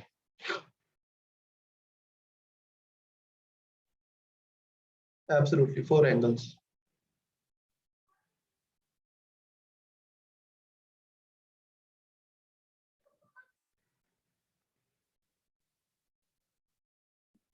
Absolutely, Bali. 4 emergent themes.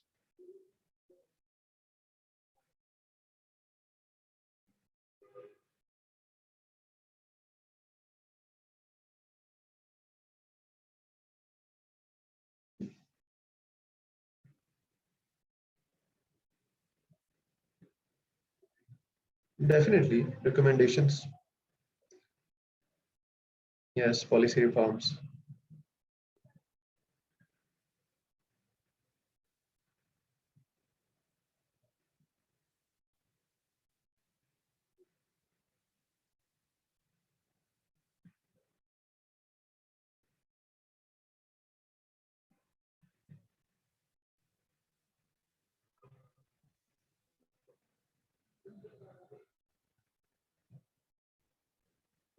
They proposed a model of care, yes.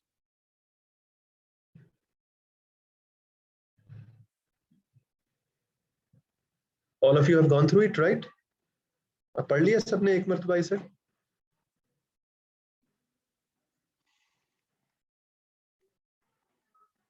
Have you people gone through it once? Okay.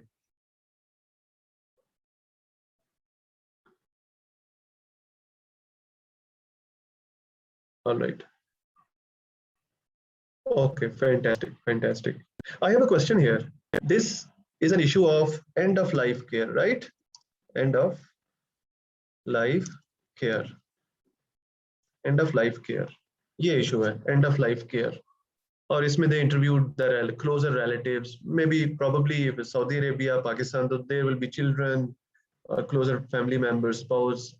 तो ये लोग होंगे वहाँ पे, बहन भाई could be possibility, younger patients हैं तो parents could be the possibility. ठीक है, तो end of life care. If I change the scenario and if I say that you have to explore end of life care in the household, so what do you see the difference would be? A person ending his or her life in a house, end of life care provided by the family members themselves, and then end of life जिसका हमने hospital में जिक्र किया. तो what do you see, दो phenomena में क्या फर्क लगता है आपको? कुछ ऐसे लोग जो नहीं अभी तक contribute किया, I would love listening them also, and I would not discourage those who want to contribute. Ji Wali please. Thank you, sir. So maybe I'll wait. I would also like to hear from the other participants, and then I will, share my feedback. Thank you. Fantastic. Yes, I think the rest of the participants should also contribute, because I think we all of us go through such experiences. तो दो phenomena में क्या फर्क है? End of life care in the hospital, emergency में, और end of life care in the household. दो phenomena कैसे different है? क्या मिसिंग लग रहा है आपको इस सऊदी अरब वाली स्टडी के अंदर जो end of life care house hold के अंदर हो सकता है?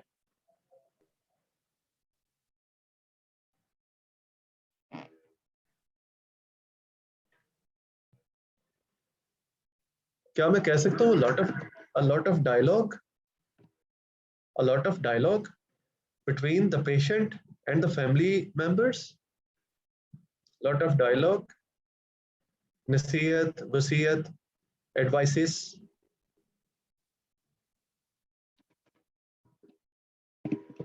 And that can reshape the coming generation. Yes.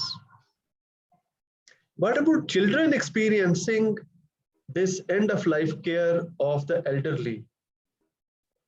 This children experiencing, because ICU mein bache, perhaps their entry might be restricted. So someone said less restrictive. What else do you feel would be there when it comes to phenomena of the same phenomena, but in a different environment? Small model and less interviewable people. Everyone will be able to play their part at home. Yes. Children might be cherishing, making those cute noises around the patient and maybe giving hope. In ICU की जो surrounding environment है, आपको machine की आवाज आ रही है, आपको किसी के कराने की आवाज आ रही है, being a patient, आपको आप किसी की डेथ देख रहे हो. हाउस होल्ड में ये पैटर्न ऐसे नहीं है. रिलेटिव्स भी किसी की वफात देख रहे हैं, किसी का आना देख रहे हैं, लोगों का चीखना चिल्लाना देख रहे हैं. ठीक है, could be more stressful. Yes. Household पे it is not like that. So you see, yes, nostalgic. Patients are restless at hospital, especially the elder ones. Car ले जाओ वापस, मैं नहीं रहना इत्थे. This theme will remain the spirituality. The following themes will change.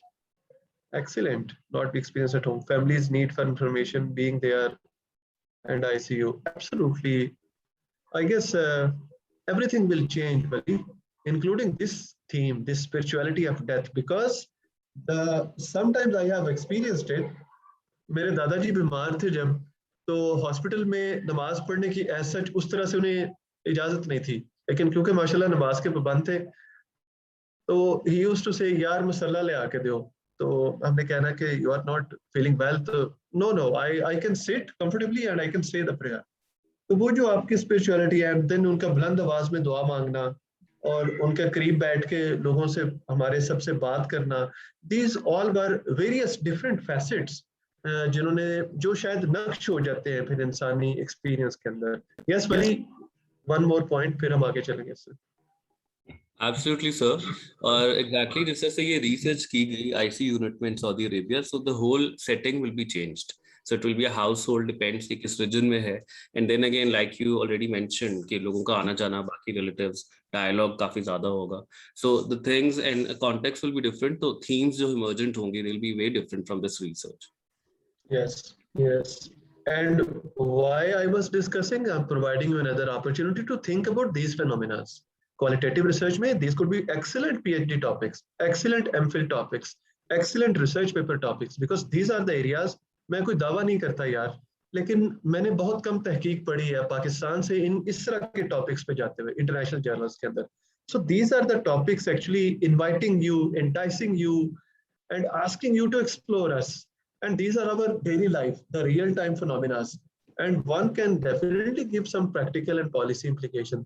Even if you replicate it in hospitals, the environment in state public hospitals versus environment in private hospitals versus environment in private clinics, the environment would be entirely different. So the themes might change when it comes to a change in perspective and change in context.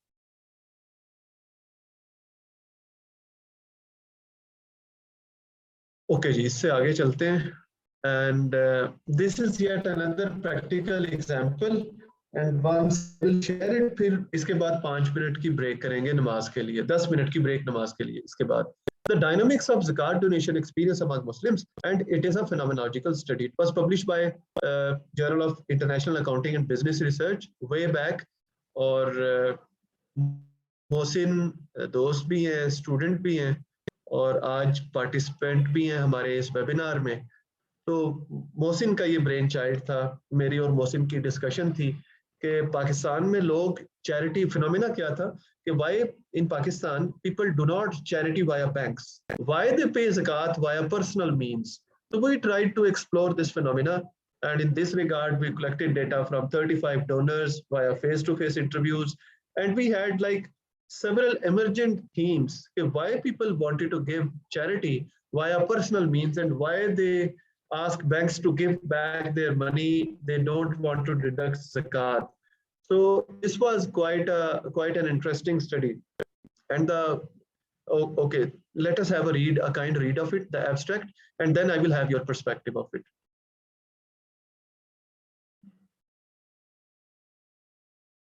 Now, the phenomena, if you experience, the phenomena was that why people do not do charity via banks, why via personal means, what motivates them as a phenomena, this is zakat donation, what motivates them to pay charity via their personal means. And you see, the reasons are quite interesting. For example, they believe, my findings ko padhta hu, they say that, third line, the zakat donation is regarded as a great source of self protection against the realm of evil spirits, which is entirely a new finding with respect to charity donations. सदका बला को टालता है, ये उसकी English लिखने की कोशिश की गई है कि protection against the realm of evil spirits, which is entirely a new finding with respect to charity donation. The informants identified several reasons for not donating through charities, which mainly include lack of trust and limited product mix offered by charitable organizations. The informant advocate individuality while making zakat donation and believe that independent donation experience brings them higher levels of happiness, intrinsic divide to more spiritual comfort. So you see, these type of practical phenomena can offer us excellent insight as how to use either grounded theory, phenomenology, narrative, whatever so you use, but kindly pick some practical issues to life. And this way it can make easier the life of a researcher. And for you, if you want to publish your work and to recognize yourself as a MPhil or PhD scholar, I guess this way it will move forward. So let us have a 5 to 7 minutes of break and we will come back. Let me tell you exactly how it should be like. Just a second. 348 with 355 पे आते हैं जी वापस हम 7 जी minute sir, inshallah. And sir, after break, I would like to ask a question regarding qualitative research on these topics and the requirement of MS and PhD topics. Thank जी you. जरूर इंशाल्लाह जी, thank you. नमाज पढ़ के आते हैं इंशाल्लाह।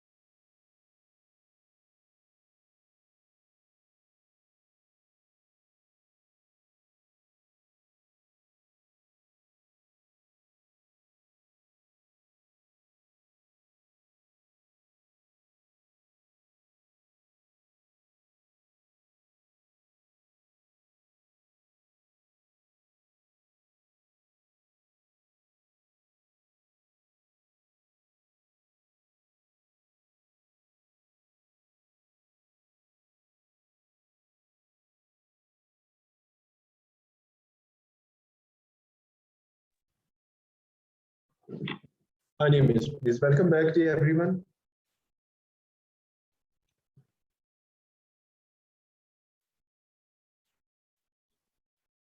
जी, welcome back, sir. Thank you. Ji. I hope everyone is back by now.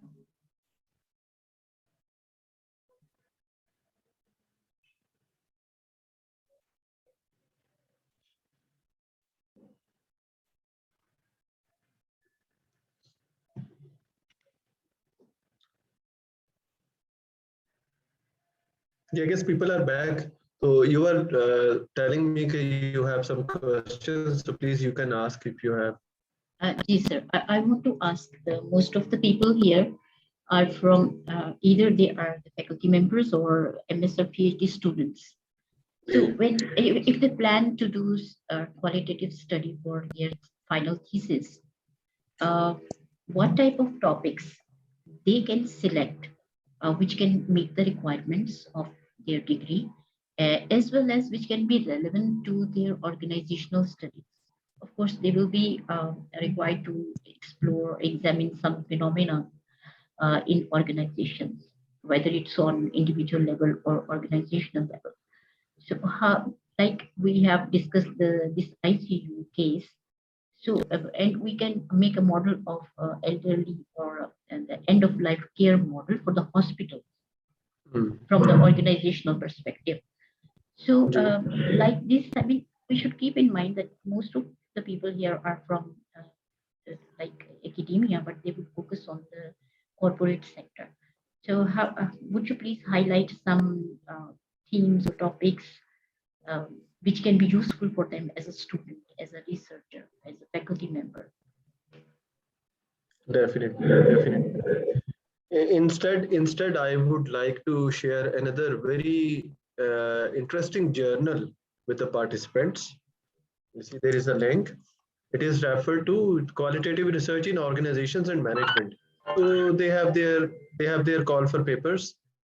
They also have a list of topics in those call for papers which people can explore. And also there are like some debates going on these days as how to bring in social perspective and invest and link it to the organizational or management knowledge. So this journal will be quite helpful. Also, there is a journal named Organization, and those who are into marketing sciences, a journal in marketing theory. So these 2-3 journals might help you a lot in order to understand that what are the topics which actually people are seeking these days as editors. And also discover, this is a very interesting part of this, is that we have a lot of social phenomena happening around us. Lot of phenomena like this death is very common phenomena in our daily life. Cooking is very common phenomena. Household chores, household, the family relationship between husband and wife, these are very common phenomena of life. So these can be taken forth. And for that, we need to understand what type of research has already been done on these topics. And then we can move forward from here. And Yes, sir. what type of topics they can bring in? They can take any type of topics. The art is how to bring in under the epistemology of a certain subject. For example, if I say photography, now taking photography as a phenomena, how I can relate it with the business and management sciences, that is the real challenge and real worry. Otherwise, this cooking, driving, sleeping, death as an intensive care, etc., these are social life events.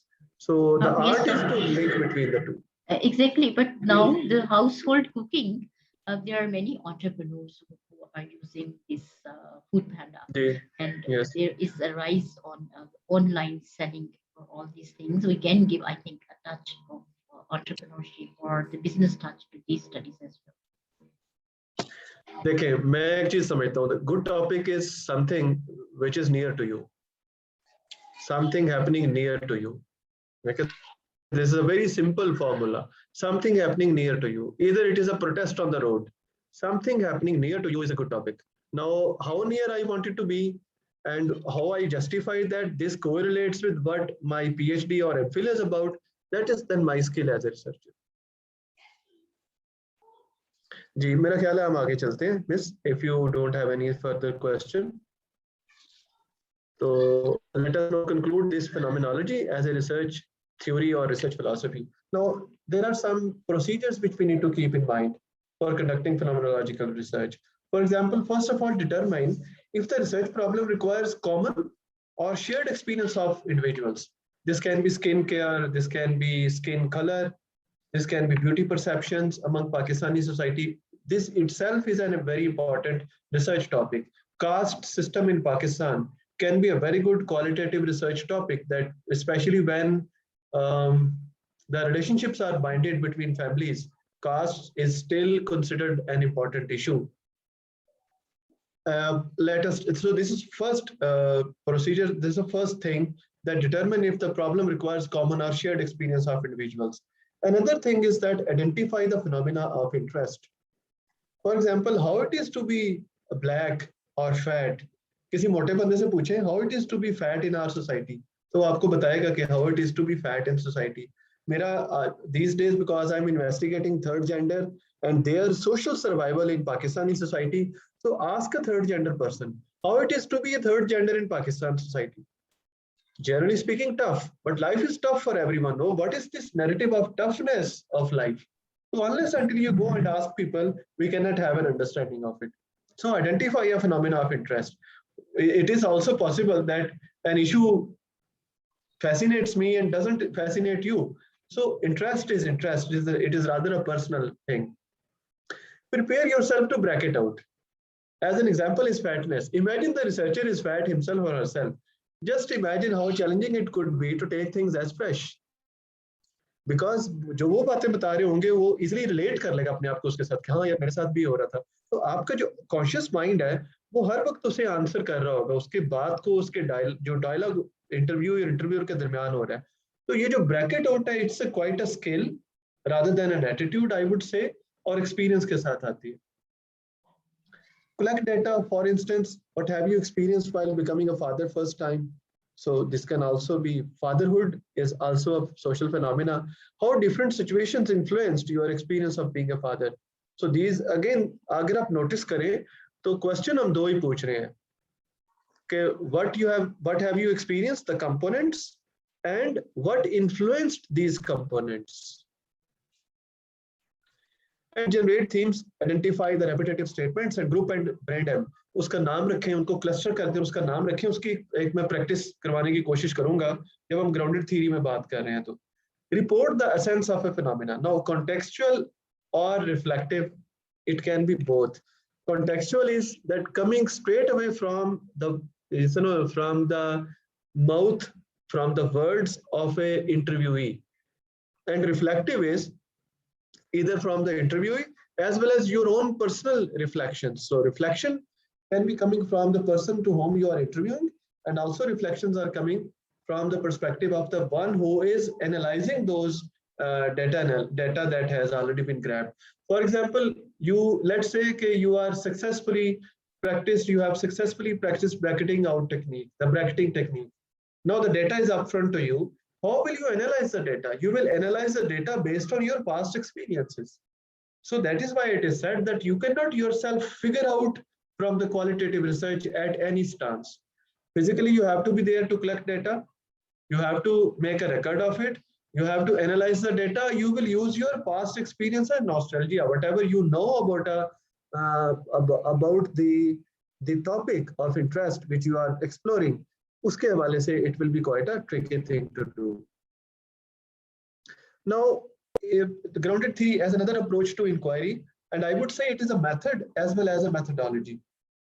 Why it is a method? Because this is how you collect data. It informs you the way you should collect data. And methodology, it helps you to establish a theory. Okay, and theory does not mean that you say that, okay, I presented theory of recent action, I presented social exchange theory. No, theory is sometimes a better understanding of a phenomenon. Take it this way also. Asan bhi karke le cheezon ko.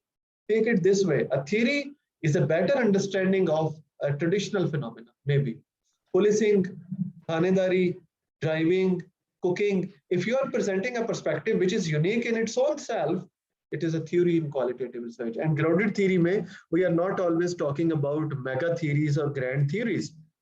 We are rather talking about the theories which have, you can say, which have actually some basis of theoretical understanding to study a social phenomena. So grounded theory, basically it is some approach which were used by Glaser and Strauss in 1960s. And from the nursing, we have some literature coming up for grounded theory. And again, historically speaking, grounded theory was considered as a method for so many years. But today it is considered as a methodology. And there is a bareek line, there is a cut point between method versus methodology. When I say method, it is a technique to collect data. When I say methodology, it informs our understanding about a phenomena. So this way theory is not coming out of a shelf, rather it is generated via grounded theory. Have a look at the data analysis procedure for grounded theory. And if you critically look at it, you will see that there are several stages to it. For example, data collection stage, either you observe, interview, or you collect some material, visual material to review. This is data collection, first stage. Then comes your open coding, where you conceptualize these.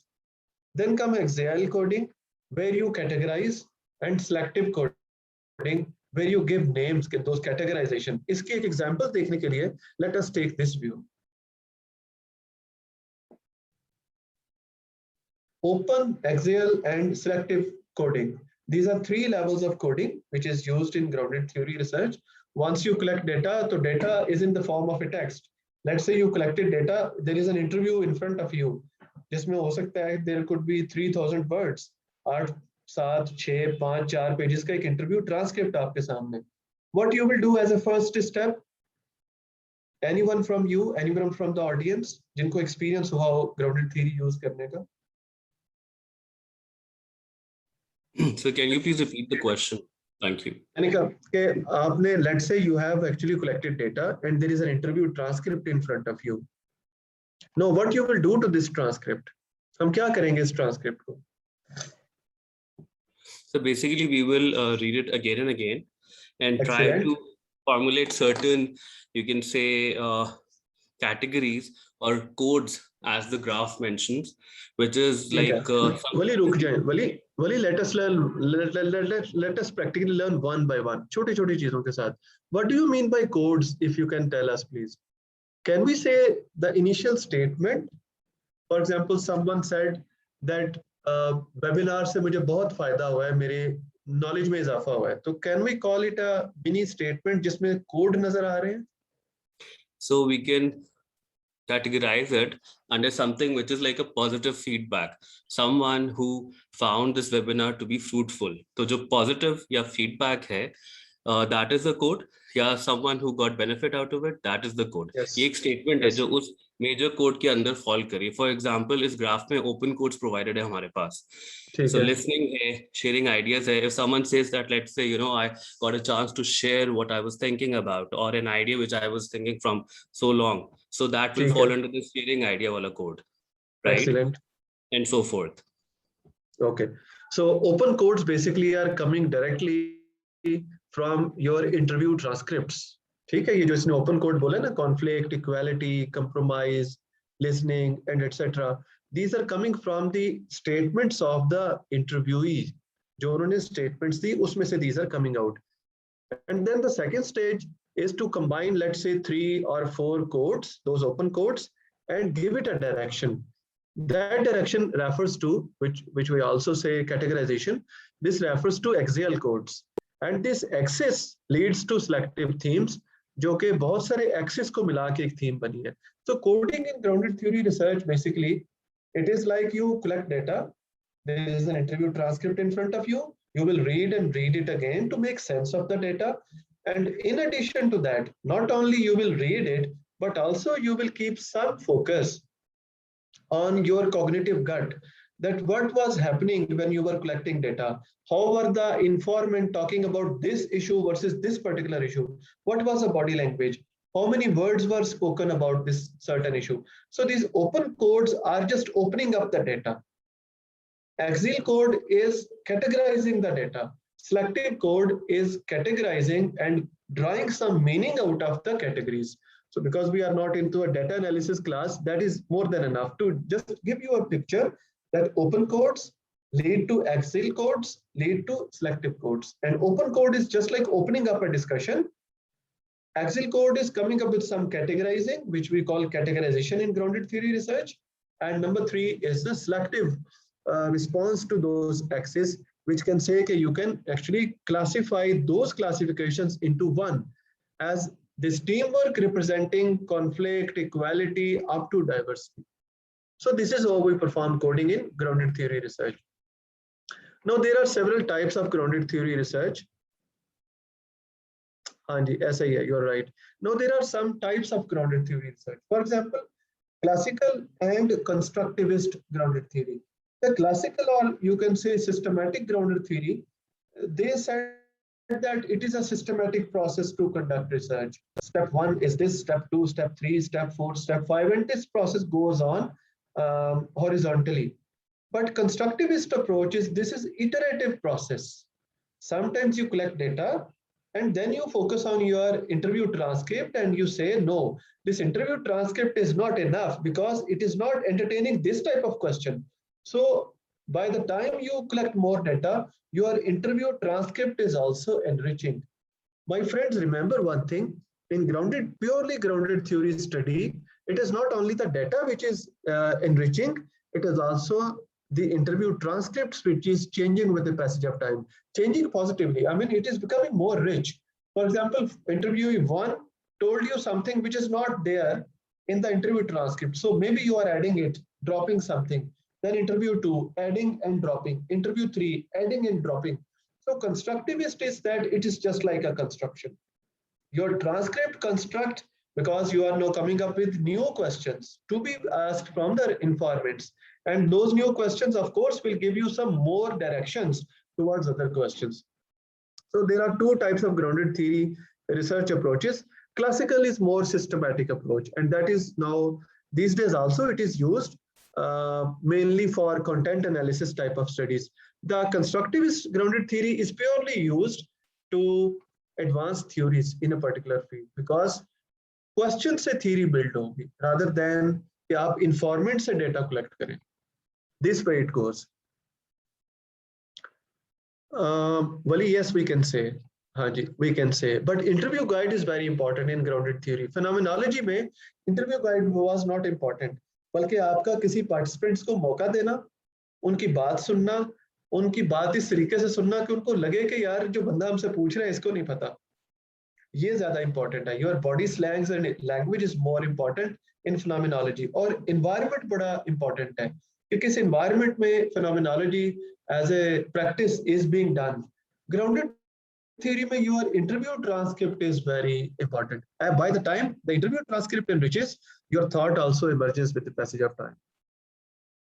अच्छा, इसका procedure क्या है to conduct grounded theory research? Determine if grounded theory is best suited as an approach. Read and critically examine lacks in understanding theories. Do these theories need further refinement based on interpretation of participants? And your imagination will be very, very important. While in phenomenology, we were saying bracketing. There, we are telling to us that power of imagination is more important. So determine if grounded theory is the best suited approach. Then interview questions. Interview questions could center around core phenomena, causal conditions, strategies, consequences. And any one of you who wanted to understand more about what is a theory, theory comprises of these 2-3 elements: core phenomena, causal conditions, strategies, consequences. This makes a complete management theory. Core phenomena, causal conditions, strategies, and consequences. And if you look around your frameworks, your models, which are used in quantitative research, you will see a phenomena is explored.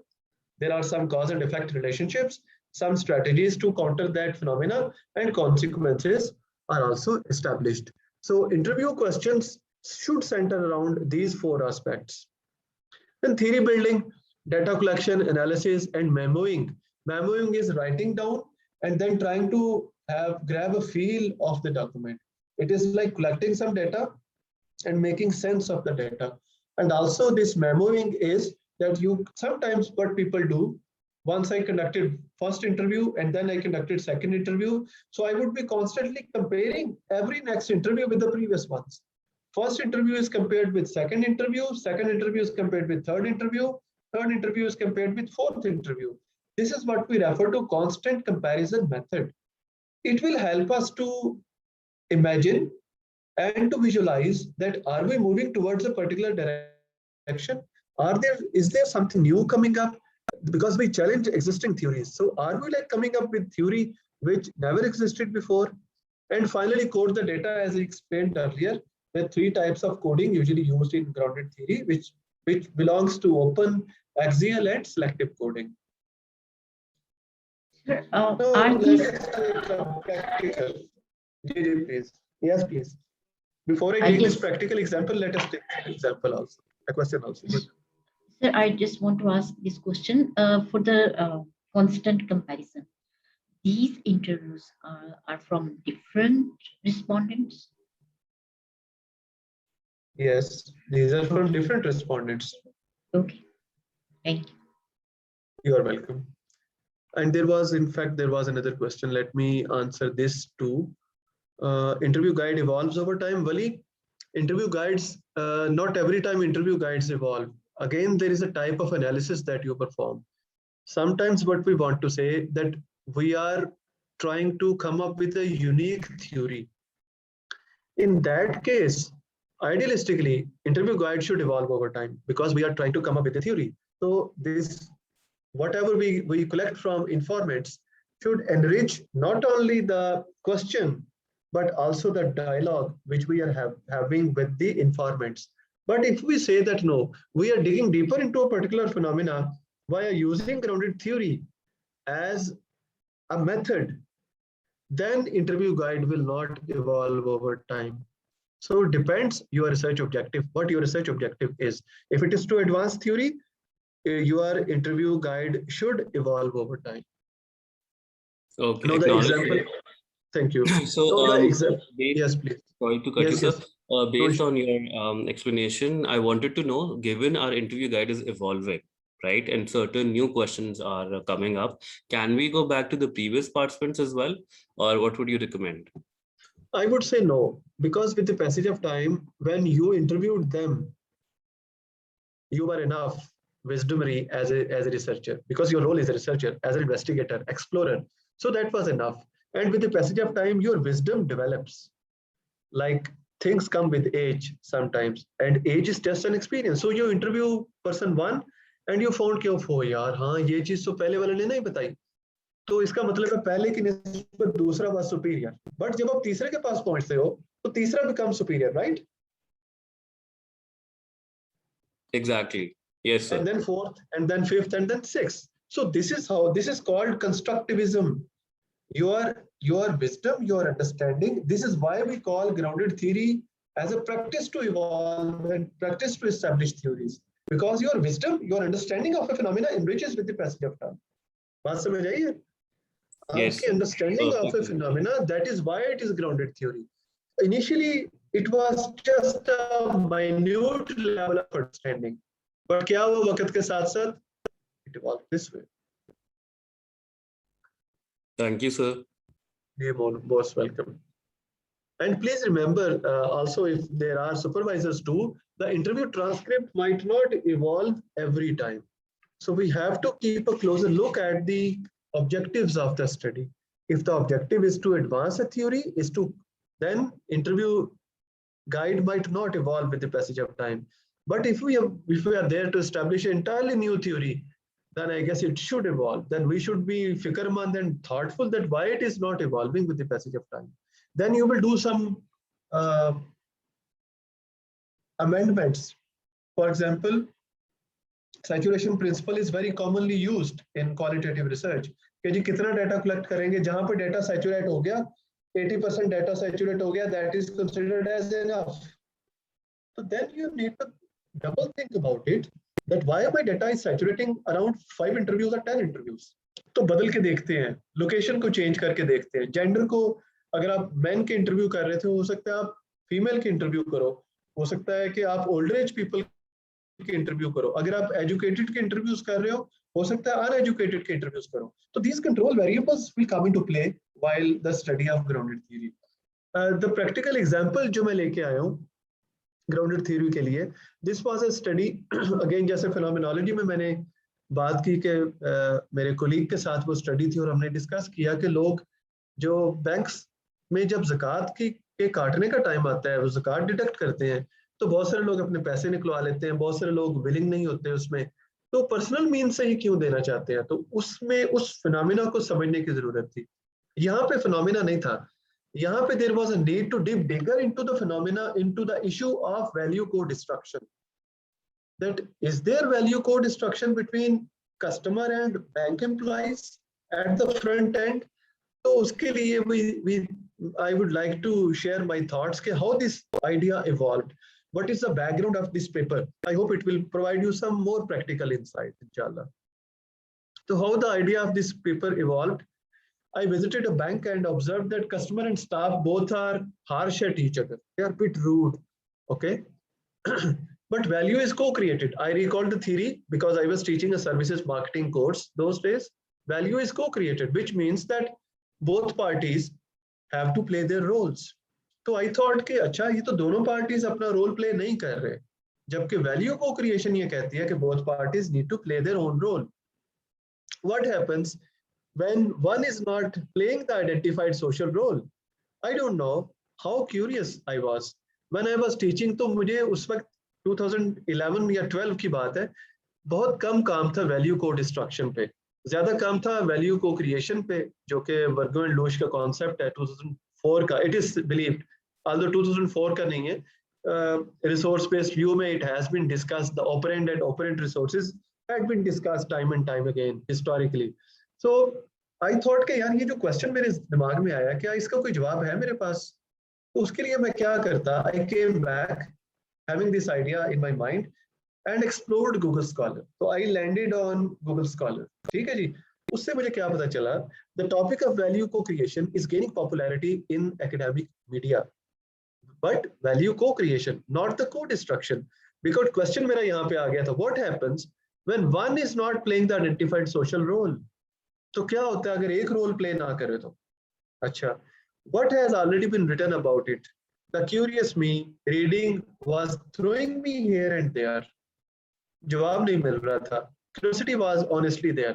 And is it a practical problem for banks? I started thinking this way.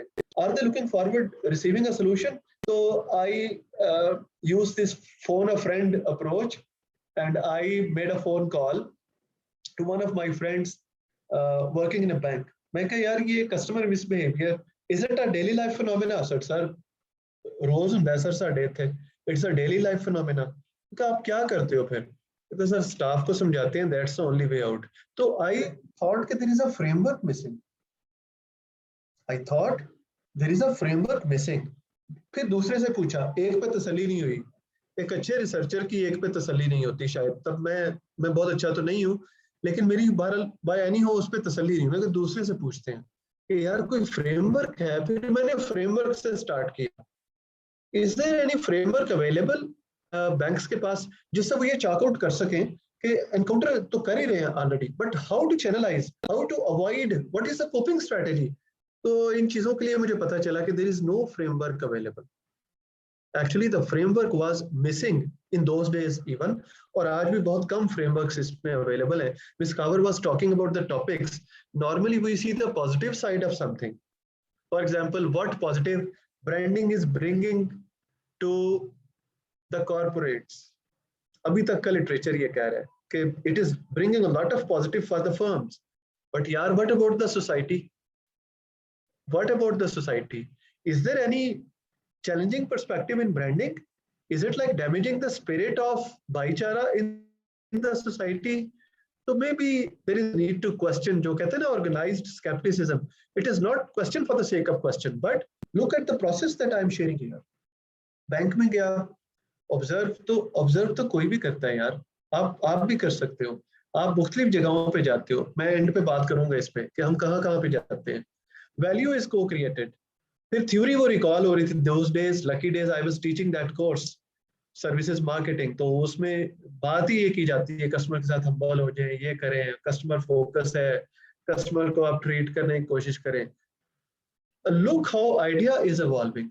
मैं क्या कर रहा हूँ, observation को link कर रहा हूँ अपनी टीचिंग के साथ, जो कि जुड़ी है बुक्स के साथ, जो जुड़ी है मेरी क्यूरियोसिटी और क्वेश्चन के साथ, और फिर फोन अ फ्रेंड वाला एक अप्रोच यूज करें। तो this is how you can grab some sort of idea. Google Scholar is the key here. If I'm a good searcher, researcher नहीं, if I'm a good keyword searcher, I can search the topics easily. और ये भी again एक skill है, with the passage of time develop होती है। तो what I did, Google scholar से पता चला कि फ्रेमवर्क मिसिंग है, फिर फोन अ फ्रेंड किया, 2-3 लोगों से पूछा, तो मैं पक्का हो गया इस बात पे। I got myself fixed that नहीं, there is a topic, an enticing topic coming up with. अच्छा जी, उसके बाद फिर क्या पर्सपेक्टिव था, उसके बाद मैंने इसको कैसे टेक फॉरवर्ड किया। तो कुछ कीवर्ड्स मेरे सामने है, सोशल रोल्स, वैल्यू को creation, service dominant logic, people intensive services, how it would extend theory. अब ये बात रह गई कि ये कौन सी थ्योरी को मैं एक्सटेंड करने लगा हूँ, क्या मैं एचआर में जाने लगा हूँ, मार्केटिंग में जाने लगा हूँ, या ये सिर्फ फंक्शनल डोमेन्स हैं, क्या मैं सोशियोलॉजी में हूँ, क्या मैं साइकोलॉजी में हूँ। तो ये वाले जो क्वेश्चंस हैं आपके दिमाग से टकराने चाहिए। जब आप ग्राउंडेड थ्योरी की बात करें तो you should be a highly organised but a sceptical mind in order to raise questions. तो हर जगह पे अगर आप देखो तो curiosity and question will be reflected. थोड़ा सा आगे चलते हैं। अब कैसे डिसाइड किया कि ग्राउंडेड थ्योरी अप्रोच ही चाहिए, उसके लिए लिटरेचर पढ़ा। फॉर एग्जाम्पल मैंने ये पढ़ा, a lot has already been said about customers dysfunctional behaviour, कि कस्टमर मिसबिहेवियर के बारे में बहुत कुछ कहा जा चुका है, और एक holistic approach to study misbehaviour is missing. यानी सोशल सिस्टम पर्सपेक्टिव के जरिए, जो इनिशियली साइका का क्वेश्चन था कि सर क्या थ्योरीज को क्वालिटेटिव रिसर्च में यूज किया जा सकता है, तो Saika this is an example कि यस, थ्योरीज को यूज किया जा सकता है। Social system perspective, it is a perspective by any way, and it under a system of theories, it have set of range of theories available. तो उसमें से you can pick and choose कि this theory can be used to study this type of phenomena. तो मैंने ये पढ़ा literature review से, ये मुझे बात सामने सीखने को मिली कि social system perspective customer misbehaviour को स्टडी करने के लिए इज मिसिंग। फिर the emotion of individual is a product, जो कि उसके बहुत सारी चीजों का प्रोडक्ट है। किसी बंदे के जो इमोशंस होते हैं, का पर्सनालिटी है, फैमिली है, पेरेंट्स हैं, बच्चे हैं, सोशो इकोनॉमिक कंडीशन है, मुल्क के हालात हैं, ओवरऑल कंडीशंस हैं जो उस जगह पे हैं, बिकॉज ही और she is a member of a society. अच्छा, अब द क्रंच पंच लाइन और crunch of whole what has already been said, the studies conducted in the west are conceived in a different social system. जो शुरू में मैंने सवाल miss Kaur से पूछा, we are different, our colonial history, family system, family responsibility and social order is relatively different, thus requires a deeper understanding. So I hope कि आप लोगों को थोड़ा सा क्लियर हो रहा है कि मैं रास्ता कौन सा अडॉप्ट कर रहा हूँ क्वालिटेटिव अप्रोच पे पहुंचने का, और ये वाया रीडिंग पहुंच रहा हूँ इस पे। फोन अ फ्रेंड एक अप्रोच जरूर है, ऑब्जर्वेशन जरूर है, क्वेश्चन जरूर है, लेकिन if these are not guided by your reading तो you might land somewhere else. इससे आगे चलते हैं। हाउ वी डिसाइडेड, अगेन इसी को ही कंटिन्यू करते हुए, कि मैंने ये पढ़ा कि एक प्ली एंड चुम्पियास, दो रिसर्चर्स थे, they highlighted value co destruction, but how it happens in a people intensive service setting during social interaction, can we apply a more holistic approach. तो इन सवालों के जवाब नहीं मिले लिटरेचर में। एक आर्टिकल मिला which was very close to what I was trying to explore. Harris and Daunt ने 2013 में कस्टमर मिसबिहेवियर को स्टडी किया, but the customers perspective, why they misbehave with FLEs, they are part of social system। तो उन्होंने customer को study किया, लेकिन employ को नहीं पूछा कि भाई आप भी सोशल एक्टर हो, मिसबिहेव तो आपके साथ करता है ना, तो इनसे भी तो पूछना है। तो ये एक मुझे एंगल मिला, सोशल सिस्टम एक एंगल मिला, हमारी हायरार्की एक और एंगल मिला, जो मुझे ये बता रहा है कि क्वालिटेटिव में स्टडी करना है। और ये एम्प्लॉय वाला एक एंगल बिल्कुल मिसिंग था। स्टडी क्या थी, कस्टमर मिसबिहेवियर को स्टडी किया गया, लेकिन एम्प्लॉइज क्या सोचते हैं उसके बारे में जिनसे मिसबिहेव किया जा रहा है। तो एक इंपॉर्टेंट सोशल एक्टर का रोल वाज मिसिंग। देन यहाँ पे identification of their reasons as a social actor can advance theory in the field, and I said oh yes, the customers and FLEs are part of a system जिसमें high power distance होता है जिन societies में as we are. Or being holistic means triangulation in terms of data sources. So you see, this is how I problematize this misbehavior problem. जो कि banks में मेरी एक observation से स्टार्ट हुआ, उसके बारे में सोचा, गूगल स्कॉलर पे स्टडी किया, दोस्तों से सवाल पूछे, उसके बारे में थोड़ा सा लिटरेचर पढ़ा. बहुत ज्यादा टाइम नहीं लगा उस लिटरेचर को पढ़ने में, प्रॉबेबली 2 से 3 हफ्ते मुझे लगे. उसके बाद ये मुझे हुक्स मिलने लग गए, खुद ब खुद एक हुक्स मिलने लग गए इन चीजों के बारे में कि अच्छा यार इसको कैसे लेके चलो आगे. अब थोड़ा सा और आगे चलते हैं इससे. मैंने ग्राउंडेड थ्योरी को अप्लाई कैसे किया. तो ग्राउंडेड थ्योरी को अप्लाई करने का तरीकेकार क्या था वो मैं आपको फेजेस में बताना चाहता हूँ. For example, first of all ये एक पर्सपेक्टिव है. Let me this way. Yes, अब मैंने इसको ना एक ग्राउंड बना के एस्टेब्लिश किया कि कस्टमर मिसबिहेवियर के जो वाकयात हैं बैंकिंग सेक्टर में वो इंक्रीज कर रहे हैं, बैंकिंग सेक्टर ग्रो कर रहा है, और research to potential to establish utility, इसका फायदा इस तरह की तहकीक का ज्यादा कहाँ पे होगा बैंक्स को, उनके एमटीओ प्रोग्राम में. तो बजाय इसके कि एक बंदा 10 साल जॉब कर रहा है, आप एमटीओ की पोजीशन में ही उसे थोड़ा सा कोच करें, and this way you can really influence someone his और हर बिहेवियर, किस चीज को कैसे आगे लेके चलना है. फिर socially visible high in emotionalism और reputation issues with the banks due to staff behaviour. तो ये मुझे ग्राउंड मिल गई कि अच्छा बैंकिंग के साथ ये वाला एक फिनोमेना है जिससे यूटिलिटी आ जाती है. ये एक टेक्निक का पर्सपेक्टिव आया कि मैं इसमें क्रिटिकल इंसिडेंट टेक्निक को लेके चलूं. उसकी क्या रीजन थी, ग्राउंडेड थ्योरी में क्यों इस टेक्निक को अपनाया, क्योंकि हर कस्टमर मिसबिहेव नहीं करता, डेली के डेली मिसबिहेव होता है, लेकिन स्टाफ को उसको मिसबिहेव को काउंटर करने की टेक्निक्स भी पता है, उनके बैक एंड पे पता है. फिर भी कुछ लोग उसको नहीं कर पाते और कुछ लोग बहुत अच्छा करते हैं. तो ये क्रिटिकल इंसिडेंट बनता है. जो लोग इसको अच्छा कर पाते हैं उनकी परफॉर्मेंस अप्रेजल और रिवार्ड्स में जाता है. तो मुझे लगा कि ग्राउंडेड थ्योरी के अंदर अगर मैं इसको एक क्रिटिकल इंसिडेंट फिनोमेना बना के स्टडी करूंगा तो लोगों के लिए रिकॉल करना इस फिनोमेना को, इस इश्यू को आसान होगा. फिर मैंने क्या किया कि in depth face to face approach use की, इंटरव्यूज की, जो कि एक हार्डर अप्रोच साबित हुई. क्यों? और मुझे लगा कि मैं यहाँ पे थोड़ी सी गलती कर गया हूँ. In depth approach face to face misbehaviour का इशू और एग्रेशन का, तो there were a lot of informants who were actually crying with tears while narrating to मी.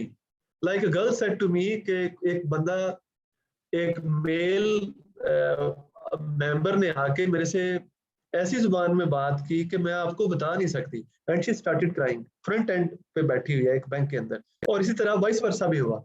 एक मेल मेंबर ने कहा कि एक फीमेल ने आके इस तरह के अल्फाज यूज किए कि मैं हैरान हो गया कि यार ये कैसे हो गया हमारे यहाँ पे. तो दैट वाज क्योंकि there were lot of emotionalism. तो face to face in depth approach in the banks was quite a tricky thing, क्योंकि मैंने जो कॉन्टेक्स्ट चूज किया बैंक के अंदर इंटरव्यू करने का, although it was a natural setting, लेकिन कोई आ रहा है, यार अकाउंट नंबर दस्यो जी, यार वो इजाज साहब बुला रहे हैं आपको. तो आप you need a focus when you are interviewing people, you need their focus and you need your focus. Noise का जो इम्पैक्ट हम पढ़ाते हैं कम्युनिकेशन के अंदर, that was quite visible out there. So anyways, Baral, this is how I employed grounded theory. I used critical incident technique, I used naturalism, interviews were conducted in banks, and I used in-depth exploration, in-depth interviews. Those were face-to-face interviews. And sampling was like, in a way, purposive sampling. Those people who have actually experienced a certain thing, a misbehavior sort of thing. इससे फिर क्या हुआ जो मैंने अभी थोड़े से discuss भी किया है, irrelevant talk में थी.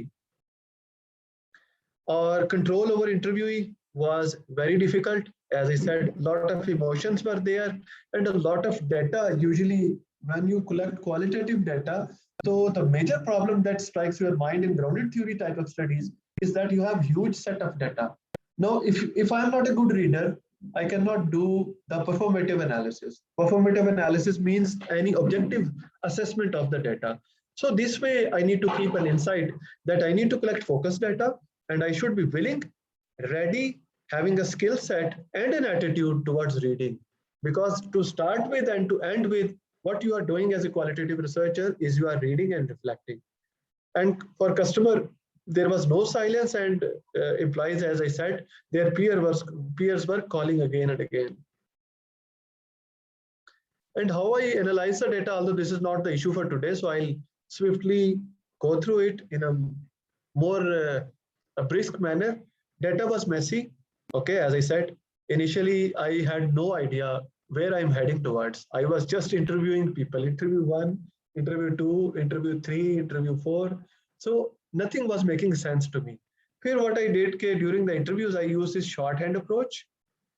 Sharply after the interview, I used to write detailed notes using my memory, or each interview I read several times and try to come up with some codes. Every interview was compared with the previous, which we say constant comparison method, or the interview protocol was changing, plus few themes started to emerge. So my friends, this way, I shared example of phenomenology, how I conducted that, and I also shared an example of grounded theory, that how I conducted that grounded theory as an approach to qualitative inquiry. Now, this is from my side. In case you have questions, so please you can ask. This is the last slide which I wanted to share, that linking yourself to the social world. And in almost every discussion of qualitative research, I usually share this slide. Why? Because when you say topics, the topics are very near to us. Topics come from music and poetry, teaching practice, travel and tourism, wedding and funerals, dialogues within the family, religion and worship, yoga and well-being, festivals, beggars and gangs, COVID-19, usually I say COVID-21, and superstition, as well as some supervisory phenomena. So this is from my side for today, so far for the presentation. Now, if you have any questions, please, you are more than welcome to ask those. Thank you. Thank you, Dr. for your thought-provoking session. Thank you. Questions from participants, please. Please, Mohsin, ask the question. Ji, Mohsin. Sir, your personal opinion on generalizability issue of qualitative research, and another part, the qualitative research publication as a challenge. Just a personal story which I am going through right now, like going through the article. So on a nutshell, I can tell that 70% of the studies in my phenomena are quantitative, or I don't know, like, so the majority of the studies are happening for the top journals in quantitative approach. If you can shed some light on. Sure. The generalization, I would like to take it forth further, and I would say over generalization. ये हमारा कौमी मशगला है और बहुत बड़ा मसला है हमारे इधर. हम एक एक्सपीरियंस को जनरलाइज कर देते हैं सब पे. इस तरह का एक बंदा ऐसा था तो सारे ऐसे होंगे, एक पॉलिटिशियन ऐसा था सारे ऐसे होंगे, एक टीचर ऐसा था सारे ऐसे होंगे. तो Mohsin, generalisation as a social practice एक इशू. दूसरा आपने कहा कि जनरलाइजेबिलिटी इन क्वांटिटेटिव या क्वालिटेटिव रिसर्च. क्वालिटेटिव रिसर्च का बेटा मकसद नहीं होता जनरलाइज करना. क्वालिटेटिव रिसर्च का मकसद होता है, यू सी, कभी किसी टाइम पे we will talk about case study, taking Mohsin Abdul Rahman as one person, as a whole population.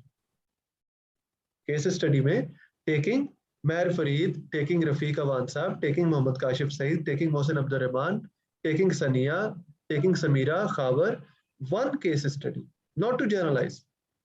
एक डिवाइडेड बाय 7 अरब की population, taking one individual as a whole universe. This is a mantra of qualitative research rather than to generalize. So if someone says कि आपकी जो study है qualitative research, इसको generalise क्यों नहीं किया जा सकता, तो ये तो this is very characteristic of qualitative research. तीसरी बात, उसकी publication, of course it is very challenging. क्यों? क्योंकि देखो, इसमें एक तरफ तो ये है कि हर बंदा ना हर चीज पे कमेंट कर लेता है मोहसिन आसानी से, और अपना एक थॉट बिल्ड करता है. जैसे आप एक आम बंदे से पूछो महंगाई क्यों है, वर्सेस आप एक प्राइम मिनिस्टर, आप किसी एक ओहदेदार से पूछो पार्लियामेंट में कि महंगाई क्यों है, पॉसिबिलिटी है ना दोनों के रीजन सेम हो, पॉसिबिलिटी है कि दोनों के रीजंस कुछ मिलते जुलते होंगे, कुछ मिलते जुलते हों, लेकिन कुछ मिलते मेजॉरिटी जुलते, नहीं होगा। जी जी कुछ मिलते जुलते फिर भी होंगे। तो जी। अगर मैंने एक साइंटिफिक स्टडी की और मेरी वहां पे लिख के दी हुई बात और एक आम बंदे की जो बात है जिसने वो स्टडी उस फिनोमिना पे नहीं की उसकी बात, अगर दोनों में सिमिलैरिटीज नजर आ रही हैं तो मैं एज एन एडिटर उस काम को क्यों पब्लिश करूं, उसमें साइंस कहाँ है? सो ये जो चैलेंज है ना कि जब आप क्वालिटेटिव रिसर्च को लिखते हो तो वहां पे बेटा power of argumentation should come into play.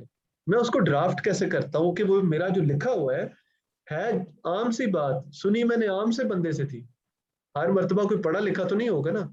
अगर मैंने बैगरी पे एक इंसाइट लेनी है तो एक फकीर से एक बैगर से ही लूंगा ना, है ना। तो उसकी बात को मैंने प्रेजेंट ऐसे करना है कि थ्योरी लगे, राइट। ये हमसे नहीं हो रहा। उसकी बात को हम अच्छा सुन लेते हैं, समझ लेते हैं, एनालिसिस कर लेते हैं, लेकिन ये थ्योरी कैसे लगे, ये बीच में ना एक मिसिंग लिंक नजर आता है जिसकी वजह से बहुत सारी जो क्वालिटेटिव स्टडीज हैं वो नहीं पब्लिश हो पाती। तो यार इसमें ये जरूर ख्याल रखो, मैंने आज जर्नल्स बताए भी हैं, मार्केटिंग थ्योरी का जर्नल वो किसी एक फिनोमिना को कैसे लिखता है। पाकिस्तान में ना मैं अभी आप लोगों के लिए ये लिख देता हूँ यहाँ पे चैट बॉक्स में, डॉक्टर अल्लाह करे मुझे नाम याद आ जाए उनका, डॉक्टर जुनेद, डॉक्टर जुनेद, ये लम्स में होते थे। इन्होंने थर्ड जेंडर एंड एरोटिसिज्म पे एक तहकीक लिखी है मोहसिन। अब ये बड़ा कॉमन सा फिनोमेना है यार हमारे यहाँ पे, ये बड़ा ही कॉमन सा फिनोमेना है। डॉक्टर जुनेद अशरफ, हमारे यहाँ बड़ा कॉमन सा फिनोमेना है कि लोग पैसे पे करते हैं और किसी भी जो बंदा है जो यू नो तो उसको कहते हैं जी डांस करके दिखाओ जी, नाच के दिखाओ जी, हमारे बच्चा पैदा हुआ है तो उसको उधर बुला लिया, शादी ब्याह का फंक्शन है तो वो उधर आए जी, नाच गाना हुआ उन्होंने पैसे दिए चले गए, यही बात खत्म हो गई। लेकिन इसका मैनेजमेंट की तहकीक से क्या ताल्लुक है? मैंने आर्टिकल अगर आपको नहीं मिला तो मुझे बताना, मैं आपको आर्टिकल भेजूंगा, वो जरा पढ़ना मुझे। और वर्दी टू रीड है यार, कि हम तो सिर्फ बुली करके छोड़ देते हैं, ओए जा रही आई आ रही आई, तो इतने बस काफी हमारे लिए, ये कॉमन मैन स्लैंग्स हैं। लेकिन एक साइंटिस्ट की नजर क्या है किसी एक बॉडी को ही कह लो चलो स्टडी करने की, ये काम हमसे नहीं हो रहा। तो डेटा आ जाता है, एनालिसिस आ जाता है, लिख भी लेते हैं, लेकिन वो लिखा हुआ थ्योरी लगे, ये मुश्किल है। ओके सर जी, एक लास्ट क्वेश्चन है बस बिफोर जी वी, ये जी क्वेश्चन ये है कि पाकिस्तानी कॉन्टेक्स्ट में अभी तक आप देखें कोई थ्योरी बिल्ड हुई हो, ओके मुझे नहीं पता, लेकिन अगर आपकी नॉलेज में है तो मुझे ज़रूर शेयर कीजिएगा। अगर नहीं है तो क्यों हम थ्योरी बिल्ड नहीं कर पाते, कुछ इस तरह से। उसके लिए किसी कॉन्फ्रेंस में की नोट दूंगा तो सुन लेना। ठीक है सर। यार ठीक है। पाकिस्तानी कॉन्टेक्स्ट जब आप कहते हो ना तो मैं पाकिस्तानी कॉन्टेक्स्ट को ना पाकिस्तान की चार दीवारी से बाहर ले जाता हूँ, क्योंकि पाकिस्तानी कॉन्टेक्स्ट मुस्लिम कॉन्टेक्स्ट भी तो है कि नहीं, है मुस्लिम, करेक्ट। है ना। एशियन कॉन्टेक्स्ट भी पाकिस्तानी कॉन्टेक्स्ट ही है ये भी। यस। तो कॉन्टेक्स्ट का मतलब चार दीवारी नहीं होती मुल्क की, कॉन्टेक्स्ट का मतलब वाकई कॉन्टेक्स्ट होता है, वो सैंपल नहीं होता सिर्फ। तो थ्योरीज मुस्लिम कॉन्टेक्स्ट में, एशियन कॉन्टेक्स्ट में बहुत सारी डेवलप हुई हैं और इवॉल्व हुई हैं। हाँ एक और इसमें नुक्ता मैं कहना चाहता हूँ कि थ्योरी का मतलब जैसे मैंने वेबिनार में भी कहा, सिर्फ ये नहीं होता कि हम कोई एक ग्रैंड थ्योरी प्रेजेंट कर दें, कई मरतबा किसी एक मसले का सलूशन प्रोवाइड करना भी थ्योरी का हिस्सा बनता है। कोई एक नया हाइपोथेसिस जो जर्मनी में टेस्ट हुआ था हमारे यहाँ पे फाल्सिफाई हो गया, मैं इसको भी थ्योरी मानता हूँ, यकीन करो। अब तो यकीन आ गया होगा आपको कि मुझे रिसर्च नहीं आती, कि मैं किस चीज को थ्योरी मान लिया, कि अगर कोई हाइपोथेसिस पाकिस्तानी कॉन्टेक्स्ट में करेक्टली डेटा कलेक्शन उसकी ठीक हो, एनालिसिस ठीक हो, और पाकिस्तानी कॉन्टेक्स्ट में वो अप्रूव नहीं हुआ, मैं उसको भी एक थ्योरेटिकल एडवांसमेंट मानता हूँ। और ये एक पर्सनल थॉट है, मैं ऑफ कोर्स रॉबिन्स नहीं हूँ। Of thank you sir course, जी, it thank you. highlights the limitations of the area and the जी things which needs to be further explored. And everybody cannot challenge the existing work. Doctor साहब Definitely. मेरा एक question है उस पे के हवाले फेनोमेनोलॉजी के हवाले से data validation, how we can authenticate the data collected from phenomenology, because different types of phenomenology have different perspectives and style of collecting data. How we can authenticate our data? ठीक है, authenticity के जो tools हैं वो qualitative research में रफीक साहब same ही है कि ये क्रेडिबिलिटी होनी चाहिए, ट्रस्ट वर्दीनेस होनी चाहिए, ये तो सेम हो गए। अब स्पेसिफिकली फिनोमिनोलॉजी में क्या है कि जो लोग इस पे लिखते हैं, जैसे मैंने जो आज प्रेजेंट किया ना, ये हेसरल की फिनोमिनोलॉजी प्रेजेंट किया, जो ट्रेडिशनल फिनोमिनोलॉजी है, जो जहां से ये स्टार्ट हुआ था सारा, तो जो उसकी सेंस थी ना फिनोमिनोलॉजी की, उसने कहा कि उर्दू में मैं कहता हूँ कि उसने कहा कि आपकी आंखें खुली रह गई। एक फिनोमिना इस नेचर का था कि आंखें खुली रह गई यार, और हैरान हो गए कि यार अच्छा ये चीज भी हो रही है इधर, अच्छा ऐसा भी हो रहा है। तो ये जो सेंस ऑफ वंडर है, ये बहुत बड़ी चीज है फिनोमिनोलॉजी में। जब मैं मोहसिन की बात का आंसर कर रहा था तो मैंने कहा हमने डेटा कलेक्ट कर लिया, एनालिसिस भी कर लिया, उसको लिख भी लिया, लेकिन ये सेंस ऑफ वंडर नहीं आता उसके अंदर कि पढ़ने वाला के वाह यार जबरदस्त, मैं तो कभी ऐसा सोचा ही नहीं यार, इन लोगों से डेटा कलेक्ट किया और उसकी ये शक्ल बना दी। तो रफीक साहब ये जो सेंस ऑफ वंडर है इटसेल्फ, ये एक साइंटिफिक पैरामीटर है फिनोमिनोलॉजी को इवैल्यूएट करने का। एक तो ये, दूसरा ये कि हमारी जो रिफ्लेक्टिव इंसाइट है ना एज ए रिसर्चर, वो कितनी उसके अंदर आती है। मतलब मैंने आपसे लेट से डेटा कलेक्ट किया किसी भी एक फिनोमेना पे, तो आपने तो मुझे बता दिया और मैंने एक बॉडी लैंग्वेज के जरिए और अपने अल्फाज के जरिए आपको कन्विंस करने की कोशिश की कि मैं आपसे सुन रहा हूँ बात। अब मेरी अपनी जो रिफ्लेक्शन है वो आपकी रिफ्लेक्शन पे क्या है, आपकी रिफ्लेक्शंस पे मेरी अपनी रिफ्लेक्शन क्या है। तो ये दूसरा क्राइटेरिया है जिसको पर्सनल रिफ्लेक्सिविटी कहते हैं साइंटिफिक रिसर्च के अंदर। तो ये भी फिनोमिनोलॉजी की स्टडी के अंदर बड़ा एक इम्पॉर्टेंट रोल प्ले करती है। और तीसरा ये है कि हमें उस सोशल फिनोमिना के बारे में क्या बेहतर पता है आज, जो हमें इस स्टडी को कंडक्ट करने से पहले नहीं था पता। ये 2-3 पैरामीटर्स हैं जो नॉर्मली यूज होते हैं, मैंने आपको शॉर्ट करके बताए हैं, ऑल्दो इनकी फर्दर फिर आगे और बहुत सारी डिटेल्स। थैंक यू जी सर।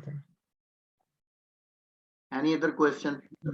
फारूक और महर फरीद ने शायद क्वेश्चन हैंड रेज किया हुआ है। जी फरीद मार। अस्सलाम वालेकुम सर। जी वालेकुम अस्सलाम। मोस्ट ऑफ द क्वेश्चन तो आपने आंसर कर दिए हैं।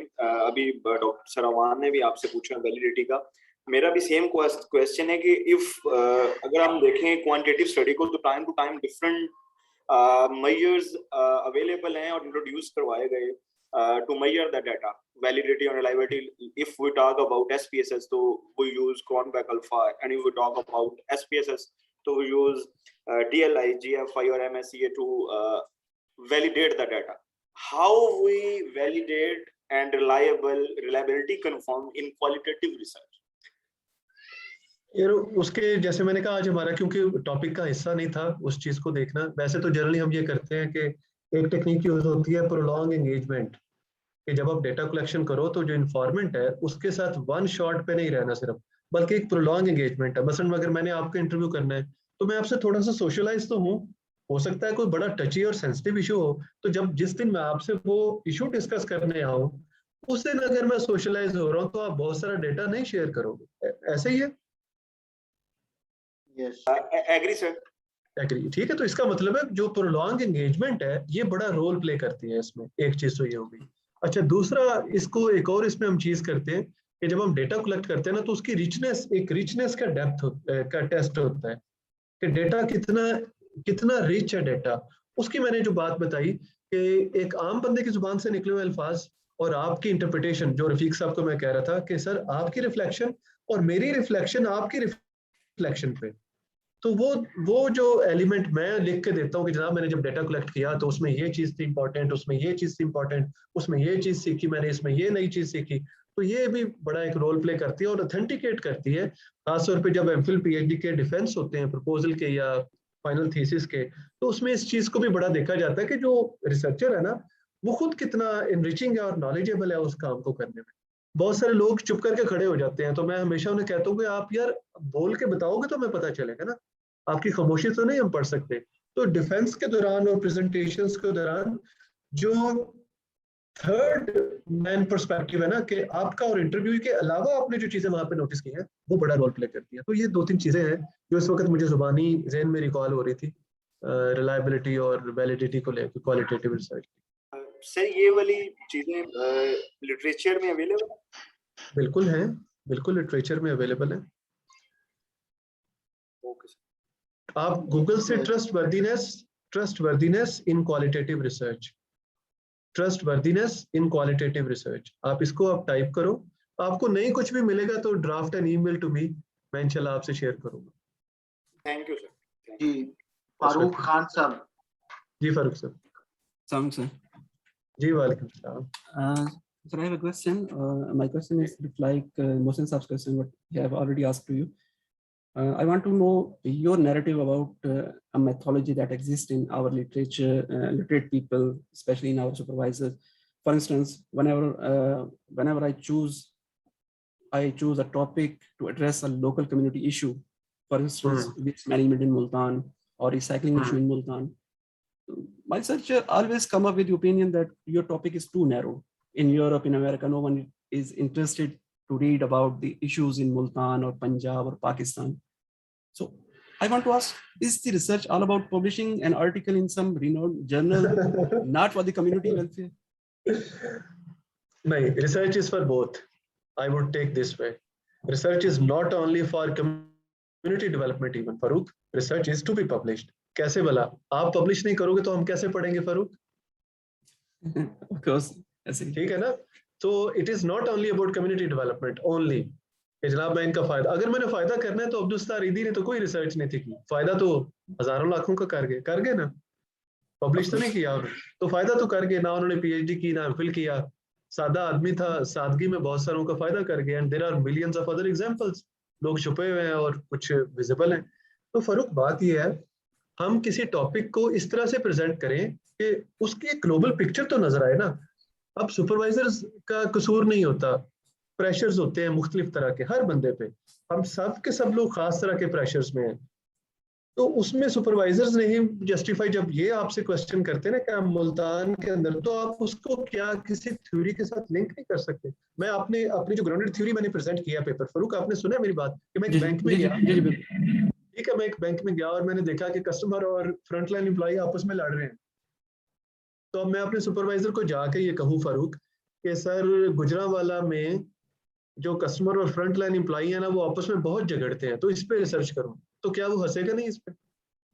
Of course. तो इसके बजाय अगर मैं ये कहूं कि सर वैल्यू कोड डिस्ट्रक्शन का फिनोमेना है पीपल इंटेंसिव सर्विसेज में, समझ गए आप? तो ये थोड़े से जो फ्लैशी वर्ड्स है ना, ये टेक्निक के तौर पे बड़ा रोल प्ले करते हैं और ये इंडिकेट करते हैं कि आपने उस किसी भी जगह पे जो डाइव लगाई है, जिधर आप लैंड किए हो, लेकिन आपको ये भी पता है कि from where you are coming, आपका ये जो शिफ्ट है ना, ये जो बैकग्राउंड है पीछे, ये भी आपको पता होना चाहिए कि from where you are coming to where actually. तो फिनोमेना को आप अभी जो बात कर रहे हो वो इस फिनोमेना की बात कर रहे हो, ये ठीक है करो, लेकिन इसको लिंक किसके साथ करोगे, ये एक इंपॉर्टेंट क्वेश्चन है। ब्रॉडर पिक्चर से एक नैरो डाउन करना है चीज को, किसी कांसेप्ट को, किसी फिनोमेना को ब्रॉडर पिक्चर प्रेजेंट जरूर करो। हो सकता है नैरो पिक्चर से ब्रॉडर की तरफ दोबारा चले जाओ ना, हो सकता है उस इलाके से ऐसी चीज मिले जो पहले थ्योरी में एग्जिस्ट नहीं करती है ना, हो सकता है ना, बिल्कुल बिल्कुल पॉसिबल है ना। लेकिन मुझे जो भी वो फिनोमेना है उसको किसी ना किसी बैकग्राउंड लिटरेचर के साथ तो लिंक करके बताऊंगा, तो बात आसान हो जाएगी। अगर मैं अपने सुपरवाइजर को ये कहूँ कि सर यहाँ सियालकोट में ना मैंने एक बंदे को देखा, वो छोटे बच्चे को थप्पड़ मार रहा था, तो सर इस पे तहकीक करें, तो वो कहेंगे यार क्या हो गया तुम्हें, ये तो पुलिस को इतला देनी थी, तुम तहकीक इस पे क्या करें। लेकिन अगर मैं ये कहूँ कि सर लेबर इश्यूज है, लेबर रिलेशंस एक इशू है इस वक्त, फुटबॉल मैन्युफैक्चरर्स के दौरान चाइल्ड लेबर एक उससे भी ज्यादा बड़ा इशू है, इस पे एशिया में इस तरह तहकीक हुई है, तो मुझे बताओ दोनों केसेस में मेरा केस में जैसे प्रेजेंट कर रहा हूँ फर्क है ना? बिल्कुल, पिक्चर बहुत ब्रॉडर। ठीक है, thank you, welcome. Doctor Atif Gill साहब। जी डॉक्टर साहब, सर कैसे हैं डॉक्टर साहब? जी अल्लाह का शुक्र काशिफ भाई, जज़ाकल्लाह, माशाल्लाह वंडरफुल आपका सेशन है, बहुत जबरदस्त चल रहा है माशाल्लाह। सर थैंक यू, आप आए, इट्स एन ऑनर सर। जज़ाकल्लाह। अच्छा, मैं ना एक बस जस्ट अपना, काफी लोग ना इस बारे में क्वेश्चन कर रहे हैं लायबिलिटी और वैलिडिटी के मतलब, तो जस्ट मेरे जो 2 सेंट्स मैं अपने शेयर करना चाह रहा था कि मैं आप भी इसको देख लीजिएगा। मैंने क्रिसवेल को मैं बहुत फॉलो करता हूँ, मैक्सवेल को क्वालिटेटिव सर्च के अंदर, तो इसके अलावा Silverman is one of the renowned author. तो उसके अंदर उन्होंने 3 सिल्वरमैन के अंदर मेथड मेंशन किए हुए हैं जो खासतौर पे स्टूडेंट्स को क्वेश्चन कर रहे थे बार बार, खासतौर पे जब थीसिस करें। एक तो मेथड है कि जब आप डाटा ट्रांसक्राइब करते हैं तो उसके बाद जब आप ट्रांसक्राइब करके थीम्स या कोड्स डेवलप करते हैं तो जिनसे आपने डाटा कलेक्ट किया होता है एक दफा जरूर उनको दिखाएं, उनसे क्रॉस वैलिडेट करें कि भाई जो चीजें मैंने निकाली हैं क्या यही आप कहना चाह रहे थे, कहीं मैंने खुद से कुछ बायसनेस या कुछ चीजें और तो नहीं निकाल ली। एक तो वन मेथड वैलिडेशन का ये हो गया, और ये क्रिसवेल ये राइट किया हुआ सिल्वरमैन ने अपने 6th एडिशन के अंदर चैप्टर 5 के अंदर। नंबर 2 मेथड है अ ट्रायंगुलेशन अप्रोच। कई दफा हम ओपन एंडेड क्वेश्चनर करते हैं, इंटरव्यू लेते हैं, हमें उससे वो थीम्स, वो कोड्स, वो नरेशन, वो फिनोमिना नहीं मिल पाता। देन हम उसको फिर triangulation approach other method use करके हम उससे देखते हैं, दोनों को फिर कोऑपरेट करते हैं, क्या वाकई वही जो हम चीज चाह रहे थे वो चीज निकल पा रही है कि नहीं। तो मोस्टली यानी ट्रायंगुलेशन अप्रोच को हम वैलिडेशन के लिए यूज कर लेते हैं, जिनसे हमने डाटा कलेक्ट किया होता है उनके पास दोबारा ट्रांसक्राइब करके क्रॉस। एक थर्ड ओपिनियन आजकल बहुत यूज हो रही है स्पेशली डेवलप कंट्रीज के अंदर, दे कॉल फोकस ग्रुप या एक्सपर्ट ओपिनियन। मसलन देखें आप लेबर इश्यूज पर डिस्कस कर रहे थे, जैसे अभी एक बंदा रिसर्च कर रहा है लेबर इश्यूज पे, अब एक बंदा एक्सपर्ट रिनाउंड ऑथर है लेबर इश्यूज पे, आपने रिसर्च की, थीम्स डेवलप किए, एक कंसेप्चुअल फ्रेमवर्क ड्राइव कर लिया, कोड्स आ गए आपके पास।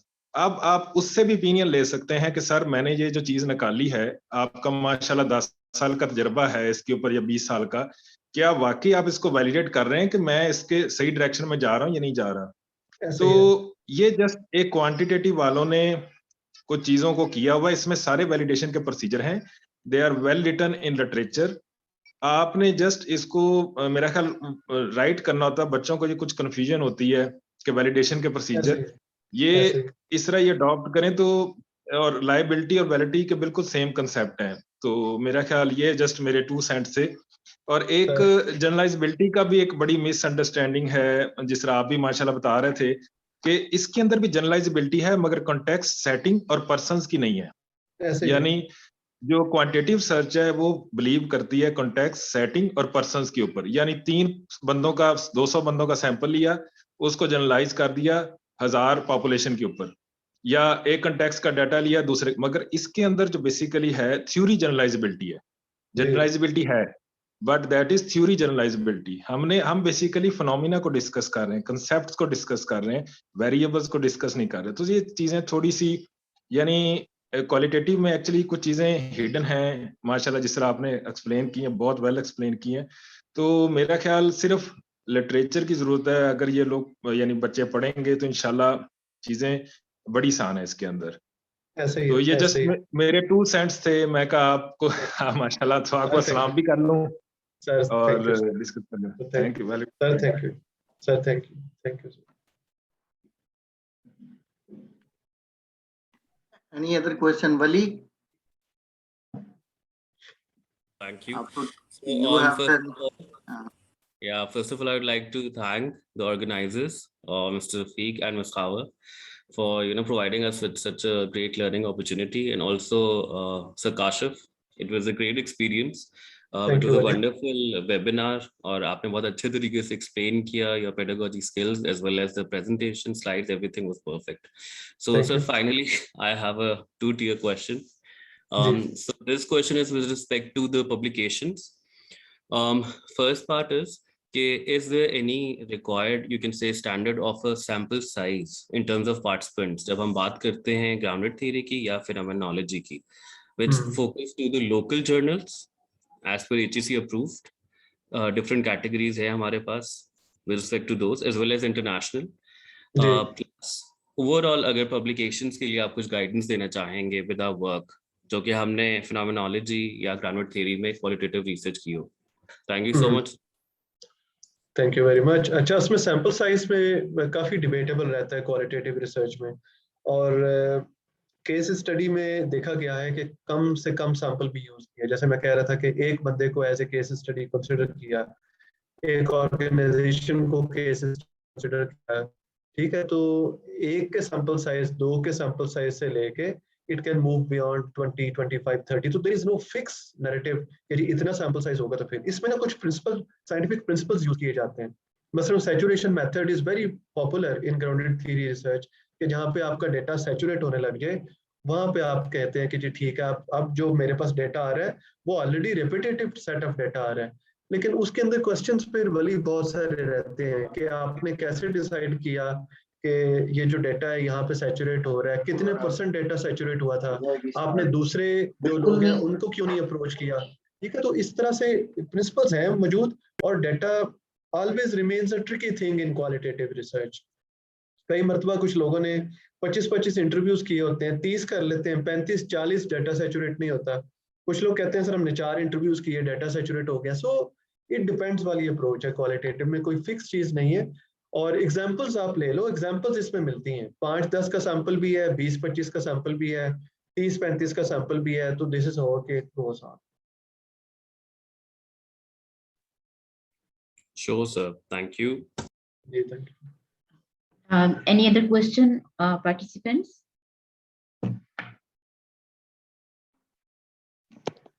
No question, I think.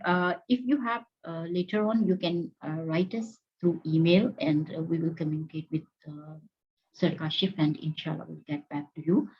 And in future, if you have any demand for a specific method and for an on-campus session, please let us know as a school or as a department, and communicate with me. Inshallah, we can arrange a session in detail and on campus.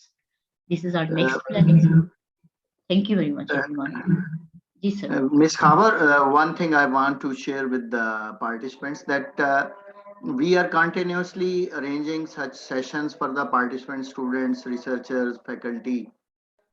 Any topic which you consider that it would be important for the learners, please let us share their idea, topic, and any other suggestion to improve this training sessions, workshops.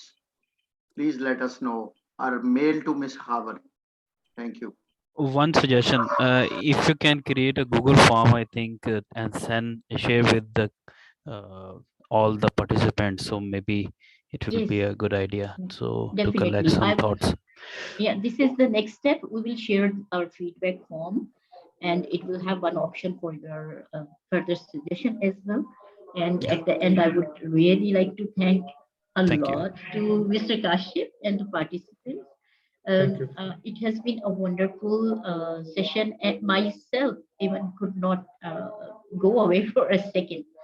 Alhamdulillah, it was really a great learning opportunity for me as well, and I hope it's the same the case for the participants. Ji, thank you very much. Thank you very much. Thank you, Doctor. Thank you once again, and your time to enrich us and develop our knowledge base. Thank you. I think we will have more sessions with you, and inshallah, sir. Inshallah, this activity will continue on. Inshallah, sir. Hope to see you on campus someday. Inshallah. Yeah. Rather, I'm curious to see you when I will see Gujranwala, inshallah. Doctor, you ever come to Lahore, and if you can spare some time to visit UMT, we will be glad to. Thank you. Thank you. Sir, thank you all. Assalamu alaikum. Thank you, everybody. Assalamu alaikum.